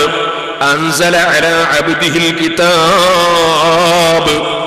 ഈ മഹത്തായ പരിശുദ്ധ ഖുർആൻ അവന്റെ പ്രത്യേകക്കാരനായ അടിമ അഷ്റഫുൽ ഖൽഖ് സല്ലല്ലാഹു അലൈഹി വസല്ലം തങ്ങളുടെ മേൽ അവൻ അവതരിപ്പിച്ചിരിക്കുന്നു. അങ്ങനെയുള്ള അല്ലാഹുവിനാണ് സർവസ്തുതിയും എന്ന് മറ്റൊരു സൂറത്തിന്റെ തുടക്കത്തിൽ അല്ലാഹു പറയുന്നു. അതേ റബ്ബ് തന്നെ മറ്റൊരു സ്ഥലത്ത് പറയുന്നു അലിഫ് ലാം മീം തൻസീലുൽ കിതാബി ലാ റൈബ ഫീഹി മിർ റബ്ബിൽ ആലമീൻ. അതേ പരിശുദ്ധ ഖുർആൻ അതിനെ അല്ലാഹു തആല അവതരിപ്പിച്ചിട്ടുണ്ട്. അതിൽ സംശയത്തിന് അവകാശമില്ല. അത് റബ്ബിൽ നിന്നുള്ള അവതരണമാണ്. അതേ ആ റബ്ബാനാണ് ലാ റൈബ ഫീ, സംശയത്തിന് അവകാശമില്ലാത്ത ഈ ഗ്രന്ഥം മിർ റബ്ബിൽ ആലമീൻ, സർവ്വലോകത്തെയും സൃഷ്ടിച്ച് പോറ്റി വളർത്തുന്ന രാജാവിൽ നിന്നാണ്. ഇനി മറ്റൊരായത്തിൽ നിങ്ങൾക്ക് കാണാം ഖുർആനിന്റെ അവതരണത്തെ സംബന്ധിച്ച് പറഞ്ഞുകൊണ്ട് ഖുർആൻ തന്നെ പറയുന്നു, ഹമീം തൻസീലും മിനർ റഹ്മാനിർ റഹീം കിതാബുൻ ഫുസ്സിലത് ആയാതുഹു ഖുർആനൻ അറബിയ്യൻ ലിഖൗമിൻ യഅലമൂൻ. റഹ്മാനും റഹീമുമായ അല്ലാഹുവിൽ നിന്ന് അവതരിപ്പിക്കപ്പെട്ടതാണ് ഖുർആൻ. അപ്പോൾ റഹ്മാനും റഹീമുമായ റബ്ബ്, റബ്ബുൽ ആലമീനായ അല്ലാഹു തആല, റഹ്മാനും റഹീമുമായ അല്ലാഹു തആല, അവൻ ഈ ഭൂമി ലോകത്ത് അവന്റെ കാരുണ്യമായി ലോകത്ത് അവതരിപ്പിച്ചിട്ടുള്ള മഹത്തായ ഗ്രന്ഥമാണ് പരിശുദ്ധ ഖുർആൻ. ആ ഖുർആൻ അവതരിപ്പിച്ചതിന്റെ പേരിലും എന്തിന്റെ പേരിലും എല്ലാ സ്തുതിയും അല്ലാഹുവിന് തന്നെ. എന്തിന്റെ പേരിൽ ആര് സ്തുതിച്ചാലും സർവസ്തുതിയുടെയും അതാ അവകാശിയും ഉടമസ്ഥനും അധികാരസ്ഥനും അല്ലാഹു തന്നെ. അൽഹംദുലില്ലാഹി റബ്ബിൽ ആലമീൻ. അല്ലാഹു ജല്ല ജലാലുഹു ആണല്ലോ ആകാശങ്ങളും ഭൂമികളും സൃഷ്ടിച്ചിട്ടുള്ളത്. അവൻ തന്നെയാണല്ലോ നക്ഷത്രങ്ങളും ഗോളങ്ങളും സൂര്യനും ചന്ദ്രനും സൃഷ്ടിച്ചിട്ടുള്ളത്. അവൻ തന്നെയാണല്ലോ മനുഷ്യരെയും മലക്കുകളെയും സൃഷ്ടിച്ചിട്ടുള്ളത്. അവൻ തന്നെയാണല്ലോ ജിന്നുകളെയും മറ്റു ജീവികളെയും സൃഷ്ടിച്ചിട്ടുള്ളത്. വന്യമൃഗങ്ങളെയും മൃഗങ്ങളെയും ഇഴജന്തുക്കളെയും ലോകത്തുള്ള എല്ലാ ജീവികളെയും എല്ലാ പറവകളെയും എല്ലാ സസ്യങ്ങളെയും എല്ലാ മത്സ്യങ്ങളെയും എല്ലാ വസ്തുക്കളെയും സൃഷ്ടിച്ച് പോറ്റി വളർത്തുന്നവനാണല്ലോ അല്ലാഹു ജല്ല ജലാലുഹു. നിങ്ങൾ നോക്കൂ സഹോദരന്മാരെ, പെട്ടെന്ന് തന്നെ ശത്രുക്കൾ ആക്രമിക്കാൻ സാധ്യതയുള്ള ജീവിയാണല്ലോ പക്ഷി. ആ പക്ഷി അതിന്റെ ഭക്ഷണമാണെങ്കിലോ വളരെ ദൂരങ്ങളിലാണല്ലോ, അതേ പല മരങ്ങളുടെയും മേലെയാണല്ലോ വെച്ചിട്ടുള്ളത്. പക്ഷിയുടെ ഭക്ഷണം അതുപോലെ പലപ്പോഴും കടലിലാണല്ലോ വെച്ചിട്ടുള്ളത്, പുഴയിലാണല്ലോ വെച്ചിട്ടുള്ളത്. പക്ഷിയുടെ ഭക്ഷണം വളരെ അകലങ്ങളിലല്ലേ ഉള്ളത്. അതിന്റെ പുറമേ ആ പക്ഷിയാണെങ്കിലോ ആരും അതിനെ ആക്രമിക്കാൻ കാരണമാകുന്നൊരു ജീവിയാണല്ലോ. അതുകൊണ്ട് തന്നെ ജീവികളുടെ കൂട്ടത്തിൽ ഏറ്റവും സ്പീഡിൽ പോകാൻ, ഏറ്റവും സ്പീഡിൽ അങ്ങെത്താനുള്ള പ്രത്യേകമായ കഴിവ് കൊടുത്തിട്ടുള്ളത് പക്ഷികൾക്കാണല്ലോ. അല്ലാഹു തആല അവന്റെ സൃഷ്ടികളെ പോറ്റി വളർത്തുന്നതിന്റെ ഒരു ചെറിയ പോയിന്റ് നിങ്ങൾ മനസ്സിലാക്കാൻ വേണ്ടി ഞാൻ പറയുകയാണ്. പക്ഷികളാണല്ലോ പറന്നു പോകുന്നത്. ആ പക്ഷികളാണല്ലോ കൂടുതൽ എതിരാളികളുള്ള ജീവി. ആർക്കും പക്ഷിയെ പിടിക്കണമെന്ന തോന്നലല്ലേ, ആർക്കും പക്ഷിയെ അതേ പിടിച്ചു തിന്നണമെന്ന ചിന്തയല്ലേ. അതുകൊണ്ട് തന്നെ അതിന്റെ ഭക്ഷണമാണെങ്കിൽ ദൂരങ്ങളിലാണല്ലോ. അതുകൊണ്ട് മറ്റു ജീവികൾക്കൊന്നും കൊടുക്കാത്ത വളരെ പെട്ടെന്ന് സ്പീഡിലെത്താനുള്ള ചിറക് കൊടുത്തുകൊണ്ടാണല്ലോ പക്ഷികളെ അല്ലാഹു പടച്ചിട്ടുള്ളത്. എന്നാൽ സഹോദരന്മാരെ, ഓരോ ജീവികളെയും നിങ്ങൾ എടുത്തു നോക്കിയാൽ നിങ്ങൾക്ക് അതിന്റെ വ്യത്യാസങ്ങൾ മനസ്സിലാക്കാൻ കഴിയും. ഓരോ ജീവികൾക്കും അല്ലാഹു തആല കൊടുത്തിട്ടുള്ള കഴിവുകൾ. ഒരു ചെറിയ കൊതുകിനെ നിങ്ങളൊന്ന് എടുത്ത് പരിശോധിച്ചു നോക്കൂ. ആ കൊതുകിന്റെ ശരീരത്തിലുള്ള ഒരു ചെറിയ സൂചി, ആ സൂചി മനുഷ്യന്റെ ശരീരത്തിൽ കടത്തിയിട്ട് ആ കൊതുക് ആ രക്തം ഉമ്മിയെടുക്കുന്നു. എന്തൊരു സംവിധാനമാണ്! ഇതിന്റെ ഉള്ളിലൂടെ രക്തം കയറിപ്പോകാൻ മാത്രം ഈ സൂചിക്ക് വലിപ്പം നമ്മൾ കാണുന്നില്ല. പക്ഷേ സൂചിയിലൂടെ അത് രക്തം വലിച്ചെടുക്കുന്നത് നമ്മൾ കാണുകയാണ്. ആ ജീവിക്ക് വേറെ ഒരു രൂപമാണ് കൊടുത്തത്. ഇതുപോലെ ഓരോ ജീവികളെയും എടുത്ത് പരിശോധിച്ചാൽ അത്ഭുതമല്ലേ? എന്തിനധികം പറയണം, നമ്മുടെ കൈകൾ നിങ്ങളൊന്ന് എടുത്ത് ചിന്തിച്ചു നോക്കൂ. നമ്മുടെ ശരീരം ഉണ്ടല്ലോ, ശരീരത്തിന്റെ നമ്മുടെ മനസ്സിൽ തോന്നുന്ന ആഗ്രഹങ്ങൾ അത് പൂർത്തീകരിക്കാൻ വേണ്ടി അല്ലാഹു തആല അവയവങ്ങൾ തന്നില്ലേ? ഈ അവയവങ്ങൾ നമ്മുടെ കൈയൊന്നെടുത്ത് നിങ്ങൾ പരിശോധിച്ചു നോക്കൂ. നിനക്ക് ഭക്ഷണം കഴിക്കണമെങ്കിൽ, ഭക്ഷണം നിന്റെ മുന്നിലെത്തിയാൽ തന്നെ തൊള്ളയിലെത്തണമെങ്കിൽ അതിന് സഹായിക്കാൻ അല്ലാഹു തആല കൈ തന്നു. ആ കൈയിനെ അല്ലാഹു പടച്ചതെങ്ങനെ? ആ കയ്യിന് അല്ലാഹു പടച്ചത് അടുത്തുള്ളത് എടുക്കാൻ വേണ്ടി മടക്കാനും തിരിക്കാനും പറ്റുന്ന രൂപത്തിലാണ്, ദൂരെയുള്ളത് എടുക്കാൻ വേണ്ടി നീട്ടാൻ പറ്റുന്ന രൂപത്തിലുമാണ്. ഇനി നിങ്ങൾ നോക്കൂ, മടക്കി വെച്ചാൽ ഒരു വിഷമമില്ലാത്ത രൂപത്തിൽ മടക്കാവുന്ന ശൈലിയിലാണ്. ഇനി നിങ്ങൾ നോക്കൂ, ആ കൈ തന്നെ നിങ്ങൾ നോക്കിയാൽ അതിന്റെ കൈപ്പടം നോക്കൂ. ഈ കൈപ്പടം അത് നിവർത്താനും അതുപോലെ ആ മടക്കാനുമുള്ള കഴിവ് അല്ലാഹു തആല കൊടുത്തിരിക്കുകയാണ്. ഇതിങ്ങനെ നിവർത്തി വെച്ചാൽ ഒരു ചൂല് പോലെയാണ്, അത് എന്തും തുടക്കാൻ കഴിയും. നേരെ മറിച്ച് അതൊന്നിങ്ങനെ പിടിച്ചാലോ അതൊരു കോരിയാണ്. ഇനി നിങ്ങളൊന്ന് നോക്കൂ സഹോദരന്മാരെ, ഇവിടെ തന്നെ ഈ കയ്യിന്റെ വിരലുകൾ അല്ലാഹു തആല വെവ്വേറെയാക്കി വെച്ചിരിക്കുന്നു. അങ്ങനെയല്ലാതെ കൈ മുഴുവനും ഒരൊറ്റ പലകയായിട്ടാണെങ്കിൽ നമ്മളെ തെങ്ങുമ്മ കയറലെങ്ങനെ, കവുങ്ങുമ്മ കയറലെങ്ങനെ, പോകട്ടെ വസ്തുക്കൾ നുള്ളിയെടുക്കലെങ്ങനെ, ഭക്ഷണം തന്നെ നമ്മൾ നുള്ളിയെടുക്കലെങ്ങനെ, നമുക്കൊരു പഴം കിട്ടിയാൽ അത് മുറിക്കലെങ്ങനെ, പപ്പടം നുറുക്കലെങ്ങനെ, ഇടിച്ചു നുറുക്കേണ്ടി വരില്ലേ? മത്സ്യം നമ്മൾ അതിൽ നിന്ന് എടുക്കലെങ്ങനെ, മത്സ്യം ഒന്നളയിട്ട് നമ്മൾ എങ്ങനെയെങ്കിലും കോരിയെങ്കിൽ തൊള്ളയിലിടേണ്ടി വരില്ലേ? അതുകൊണ്ട് തന്നെ പെറുക്കിയെടുക്കാൻ പറ്റുന്ന രൂപത്തിലുള്ള കയ്യിന്റെ വിരലുകൾ അല്ലാഹു നമുക്ക് ഭക്ഷണം നൽകാൻ വേണ്ടി തന്നത് കണ്ടില്ലേ? എന്നിട്ടും അതിന്റെ ആ വിരലിന്റെ അവസാനത്തിൽ അഗ്രത്തിൽ ഒരു നഖം കൊടുത്തത് കണ്ടില്ലേ? കാരണം തോല് പൊളിക്കേണ്ട സാധനങ്ങളുണ്ടല്ലോ, അതുപോലെ ചിലതൊക്കെ നുള്ളിപ്പറിക്കേണ്ടതുണ്ടല്ലോ, അതിന് വളരെ ചെറിയ നഖവും അതിന്റെ അവസാനത്തിൽ കൊടുത്തത് നിങ്ങൾ കാണുന്നുണ്ടല്ലോ. ഇനി സഹോദരന്മാരെ, ആ കൈ തന്നെ അത് തന്നെ ചിന്തിച്ചാൽ എത്ര അത്ഭുതമാണ്. ഇനി ആ കയ്യിന്റെ വിരലുകൾ നിങ്ങളൊന്ന് പരിശോധിക്കൂ. എല്ലാ വിരലും ഒന്നായിട്ടാണെങ്കിൽ പിടിച്ചാലുണ്ടോ ഒരു പിടുത്തം കിട്ടുന്നു, മാത്രമല്ല അതിനുണ്ടോ ഒരു ശക്തി കിട്ടുന്നു. അതുകൊണ്ട് ഒരു വിരലിനെ വേറെ നിർത്തി മറ്റുള്ളതിനെ വേറെയാക്കി ഇതിന്റെ രണ്ടിന്റെയും ഇടയിൽ പിടിക്കാൻ പറ്റുന്ന രൂപത്തിൽ ഒരു പ്രത്യേകമായ ഒഴിവും കൊടുത്തില്ലേ? എത്ര അത്ഭുതകരമാണ് അല്ലാഹുവിന്റെ സൃഷ്ടി, അല്ലാഹുവിന്റെ നിയന്ത്രണം. അങ്ങനെ ഓരോ സൃഷ്ടികളെയും അത്ഭുതകരമായ രൂപത്തിൽ പഠിച്ച് പോറ്റി വളർത്തുന്ന രാജാവ്. ഇനി നിങ്ങൾ ആ തൊള്ളയിലേക്കിടുന്ന ഭക്ഷണത്തെ കുറിച്ചൊന്ന് ചിന്തിച്ചു നോക്കൂ. ആ ഭക്ഷണം കഴിക്കുന്ന തൊള്ള, ആ തൊള്ള നിങ്ങൾ കണ്ടിട്ടുണ്ടോ? 2 താടിയെല്ലുകളെന്ന് കൊടുത്തിരിക്കുന്നു. മേലെയുള്ളത് നിന്ന നൃത്തമാണ്, അത് അനങ്ങുന്നില്ല. പക്ഷേ താഴെയുള്ളത് അങ്ങോട്ടും ഇങ്ങോട്ടും ഒക്കെ നീങ്ങുന്നതാണ്.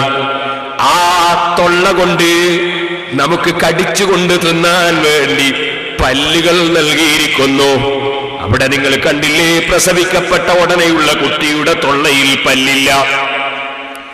എല്ലാം കൊടുത്ത റബ്ബന്റെ പല്ല് ഫിറ്റ് ചെയ്യാതെ മനുഷ്യരെ ഇങ്ങോട്ട് പറഞ്ഞേച്ചത്. എല്ലാം ഫിറ്റ് ചെയ്തിട്ടുണ്ട്, പല്ല് മാത്രം ഫിറ്റ് ചെയ്തിട്ടില്ല. എന്തേ? അത് ഫിറ്റ് ചെയ്യുന്ന ആൾ എത്താത്തത് കൊണ്ട് പരിപാടി നടത്തിയതല്ല, മറിച്ച് പല്ല് ഫിറ്റ് ചെയ്യാതെ മനുഷ്യൻ വന്നെങ്കിലേ അവര് ജീവിക്കാൻ കഴിയൂ. കാരണം ഈ പല്ലുണ്ടെങ്കിൽ ഉമ്മയുടെ മുല കുടിക്കുന്ന സമയത്ത് കുട്ടി കടിച്ചു പോകും. കടിച്ചാൽ ഉമ്മയുടെ മുല പഴുക്കും, പഴുത്താൽ ഉമ്മ രാജിവെക്കും. രാജിവെച്ചാ ബാപ്പയ്ക്ക് ഇതിനൊട്ട് സാധ്യവുമല്ല. ഈ ഉമ്മ ഈ കുട്ടി പട്ടിണി കിടന്ന് ചത്തുപോകും. അതുകൊണ്ട് തന്നെ പല്ല് കൊടുക്കാതെ കുട്ടിയെ സൃഷ്ടിച്ച റബ്ബ്, ആ റബ്ബിന്റെ വളർത്തല് നോക്കൂ നിങ്ങൾ. അങ്ങനെ കൊടുത്ത് ഈ ഭൂമിയിൽ വന്ന കുട്ടി ആദ്യകാലത്ത് കിട്ടുന്നതൊക്കെ തൊള്ളയിലിടുന്ന കാലമാണ്. അക്കാലത്ത് കൊടുക്കുന്നത് താൽക്കാലിക പല്ലാണ്. കാരണം കേടുവരുന്ന കാലമാണ്, ആവശ്യമില്ലാത്തത് ചവക്കുന്ന കാലമാണ്. അതുകൊണ്ട് അന്ന് കൊടുക്കുന്നത് താൽക്കാലിക പല്ലാണ്, പിന്നീട് പെർമനന്റ് പല്ലാണ്. പലരുമില്ലേ വിസിറ്റ് വിസയും എടുത്തിട്ട് വിദേശത്ത് പോയി നല്ല ജോലി കിട്ടുകയാണെങ്കിൽ പെർമനന്റ് വിസയാക്കുന്നവർ. സഹോദരന്മാരെ, ആദ്യത്തേത് താൽക്കാലികമാണ്, രണ്ടാമത്തേത് പെർമനന്റ്, എപ്പോൾ നിലനിൽക്കുന്നതാണ്. ഇനി നിങ്ങളൊന്ന് നോക്കൂ, ആ പല്ല് തന്നെ അല്ലാഹു പടച്ചത് ഒരു 3 തരത്തിലല്ലേ? എന്തേ? ചില സാധനങ്ങൾ നമുക്ക് കടിച്ച് മുറിക്കേണ്ടതുണ്ട്. അതിന് മുന്നിൽ അല്ലാഹു തആല തന്നത് നല്ല ഉളി പോലുള്ള പല്ലാണ്. അതേ, നമുക്ക് പഴം കടിക്കുമ്പോൾ മറ്റു പലതും കടിക്കുമ്പോൾ മുറിക്കാൻ വേണ്ടി ഉളി മാതിരിയുള്ള പല്ലല്ലേ 3-4 അല്ലാഹു തന്നിട്ടുള്ളത്. എന്നാൽ ചില സാധനം കടിച്ചു പൊട്ടിക്കേണ്ടതുണ്ട്. അതിന് പടച്ചവൻ അതാ ഒരു ഭാഗത്ത് തന്നിരിക്കുന്നു മറ്റൊരു സൈസ് പല്ല്. അത്രത്തോളം മൂർച്ചയുള്ള ഉളിയല്ല, പൊട്ടിക്കാൻ പറ്റുന്ന പല്ലൊരു ഭാഗത്ത് തന്നിരിക്കുന്നു. എന്നാൽ നന്നായിട്ട് ഇതൊന്ന് ഇടിച്ചു പൊടിക്കേണ്ടതുണ്ടല്ലോ. അതിനിടിക്കാൻ വേണ്ടിയതാ 2 അരുകളിലായിട്ട് വലിയ അണപ്പല്ലുകളും തന്നിരിക്കുന്നു. ഒന്ന് മുറിക്കാൻ, ഒന്ന് പൊട്ടിക്കാൻ, ഒന്ന് ഇടിക്കാൻ. ഇങ്ങനെ 3 തരത്തിലുള്ള പല്ലുകളല്ലേ മനുഷ്യന്റെ തൊള്ളയിൽ അല്ലാഹു നൽകിയിരിക്കുന്നത്. ഇനി നിങ്ങൾ നോക്കൂ, ഈ ഇടി നടക്കണമെങ്കിൽ പരസ്പരം ഒന്ന് ഒരസൽ നടക്കണമല്ലോ. അതുകൊണ്ട് തന്നെ അതേ നമ്മൾ അമ്മി കാണുന്നില്ലേ, അതിന്റെ ആസിങ്ങനെ ചുറ്റുകയോ അല്ലെങ്കിൽ അമ്മി തിരിയുകയോ രണ്ടിലൊന്നില്ലാതെ അരച്ചു കിട്ടുകയില്ലല്ലോ. അതുകൊണ്ട് തന്നെ അടിയിലെ താടിയുണ്ടല്ലോ, അതിങ്ങനെ നമുക്ക് ഇത് ഇടിച്ചു കിട്ടാൻ വേണ്ടി, അരച്ചു കിട്ടാൻ വേണ്ടി അത് അനക്കാനുള്ളതാണ്. അതനക്കുമ്പോൾ മുന്നോട്ട് മനക്കാം, പിന്നോട്ട് മനക്കാം, അങ്ങോട്ടും ഇങ്ങോട്ടും മനക്കാം. അങ്ങനെയല്ലേ നമ്മുടെ താടി, അടിയിലെ താടിയുള്ളത്. നേരെ മറിച്ച് മേലെയുള്ളതോ മൂപ്പര് നിന്ന നൃത്തമാണ്. അത് നിങ്ങൾക്ക് മുന്നോട്ടും താഴോട്ടും ഒന്നും അനക്കാൻ സാധ്യമല്ല. രണ്ടും കൂടി അനങ്ങുകയാണെങ്കിലോ കാര്യം അപകടമാണ്. കാരണം ഇത് ശരിക്കും അരഞ്ഞു കിട്ടുകയില്ല. ഈ രൂപത്തിൽ നമ്മുടെ തൊള്ളയിൽ തന്നെ അല്ലാഹു തആല സൃഷ്ടിപ്പിൽ വെച്ചിട്ടുള്ള അത്ഭുതങ്ങൾ എത്രയാണ്. പക്ഷേ തൊള്ള കൊണ്ട് ധാരാളം തിന്നുന്ന മനുഷ്യൻ ഈ അത്ഭുതത്തെ കുറിച്ച് പലപ്പോഴും ചിന്തിക്കുന്നില്ല. അവന് കിട്ടിയ കൈയെ കുറിച്ച് ചിന്തിക്കുന്നില്ല, അവന്റെ വിരലിനെ കുറിച്ച് ചിന്തിക്കുന്നില്ല, അവന്റെ അവയവങ്ങളെ കുറിച്ച് ചിന്തിക്കുന്നില്ല. ലോകത്തിന്റെ സൃഷ്ടാവ് നൽകിയത് എത്ര അത്ഭുതകരമാണ്. ഇനി നിങ്ങൾ കണ്ടില്ലേ, പ്രസവിക്കപ്പെട്ട ഉടനെയുള്ള കുട്ടിക്ക് മുലപ്പാൽ വെച്ചത് ഉമ്മയുടെ മുലയിലാണ്. എന്തേ പടച്ച റബ്ബ് ബാപ്പന്റെ മുലയിൽ കൊടുക്കാതിരുന്നത്? ബാപ്പയോട് അല്ലാഹുവിന്റെ കൽപ്പന, നീ അധ്വാനിച്ച് ഭാര്യക്കും മക്കൾക്കും ചെലവ് കൊടുക്കണമെന്നാണ്. അതുകൊണ്ട് തന്നെ ബാപ്പ പലപ്പോഴും അങ്ങാടിയിൽ ചിലപ്പോൾ ചുമട്ടുതൊഴിലാളിയായിരിക്കും, അല്ലെങ്കിൽ മുസ്ലിയാരാണ് ചിലപ്പോൾ സ്റ്റേജുമ്മലായിരിക്കും, അല്ലെങ്കിൽ വേറൊരു ഡ്രൈവറാണെങ്കിൽ ചിലപ്പോൾ വയനാട്ടിലായിരിക്കും. അപ്പൊ ഈ കുഞ്ഞൻ കരഞ്ഞാൽ കുട്ടിക്കുണ്ടോ മുല കിട്ടുന്നു സഹോദര. അതുകൊണ്ട് തന്നെ വീട്ടിൽ അടങ്ങി ഒതുങ്ങിയിരിക്കാൻ വേണ്ടി അല്ലാഹു നിർദ്ദേശിച്ച വഖർന ഫീ ബുയൂതികുന്ന വലാ തബറജ്ന തബറുജൽ ജാഹിലിയത്തിൽ ഊലാ വഖിംന സ്വലാ. വീട്ടിൽ അടങ്ങി ഒതുങ്ങിയിരിക്കാൻ വേണ്ടി അല്ലാഹു നിർദ്ദേശിച്ച, ജോലിക്ക് വേണ്ടി പുറത്തു പോയിട്ട് അതാ ഭർത്താവിന് ചെലവ് കൊടുക്കണമെന്ന് നിർദ്ദേശമില്ലാത്ത, മക്കൾക്ക് ചെലവ് കൊടുക്കണമെന്ന് നിർദ്ദേശമില്ലാത്ത, കുടുംബം പോറ്റണമെന്ന് നിർദ്ദേശമില്ലാത്ത ഉമ്മമാരില്ലേ, സ്ത്രീകളില്ലേ, അവർക്കല്ലേ കുട്ടി കരയുമ്പോൾ എടുത്ത് മുല കൊടുക്കാൻ, കുട്ടിയുടെ സമീപത്ത് തന്നെ നിൽക്കാൻ സാധിക്കുക, അവർക്കല്ലേ കുട്ടിയുമായി എപ്പോഴും ബന്ധപ്പെടാൻ കഴിയുക. അതുകൊണ്ട് ഉമ്മയുടെ മുലയിലുള്ള പാല് കൊടുത്തു. അതേ സമയത്ത് ഇറങ്ങിപ്പോകേണ്ട പുരുഷന്റെ മുലയിൽ അല്ലാഹു പാല് നിക്ഷേപിച്ചില്ല. കാരണം കരയുമ്പോൾ ഈ കുട്ടിക്ക് ലഭിക്കേണ്ടതല്ലേ പാല്. റബ്ബുൽ ആലമീൻ അൽഹംദുലില്ലാഹി റബ്ബിൽ ആലമീൻ. ലോകം മുഴുക്കെ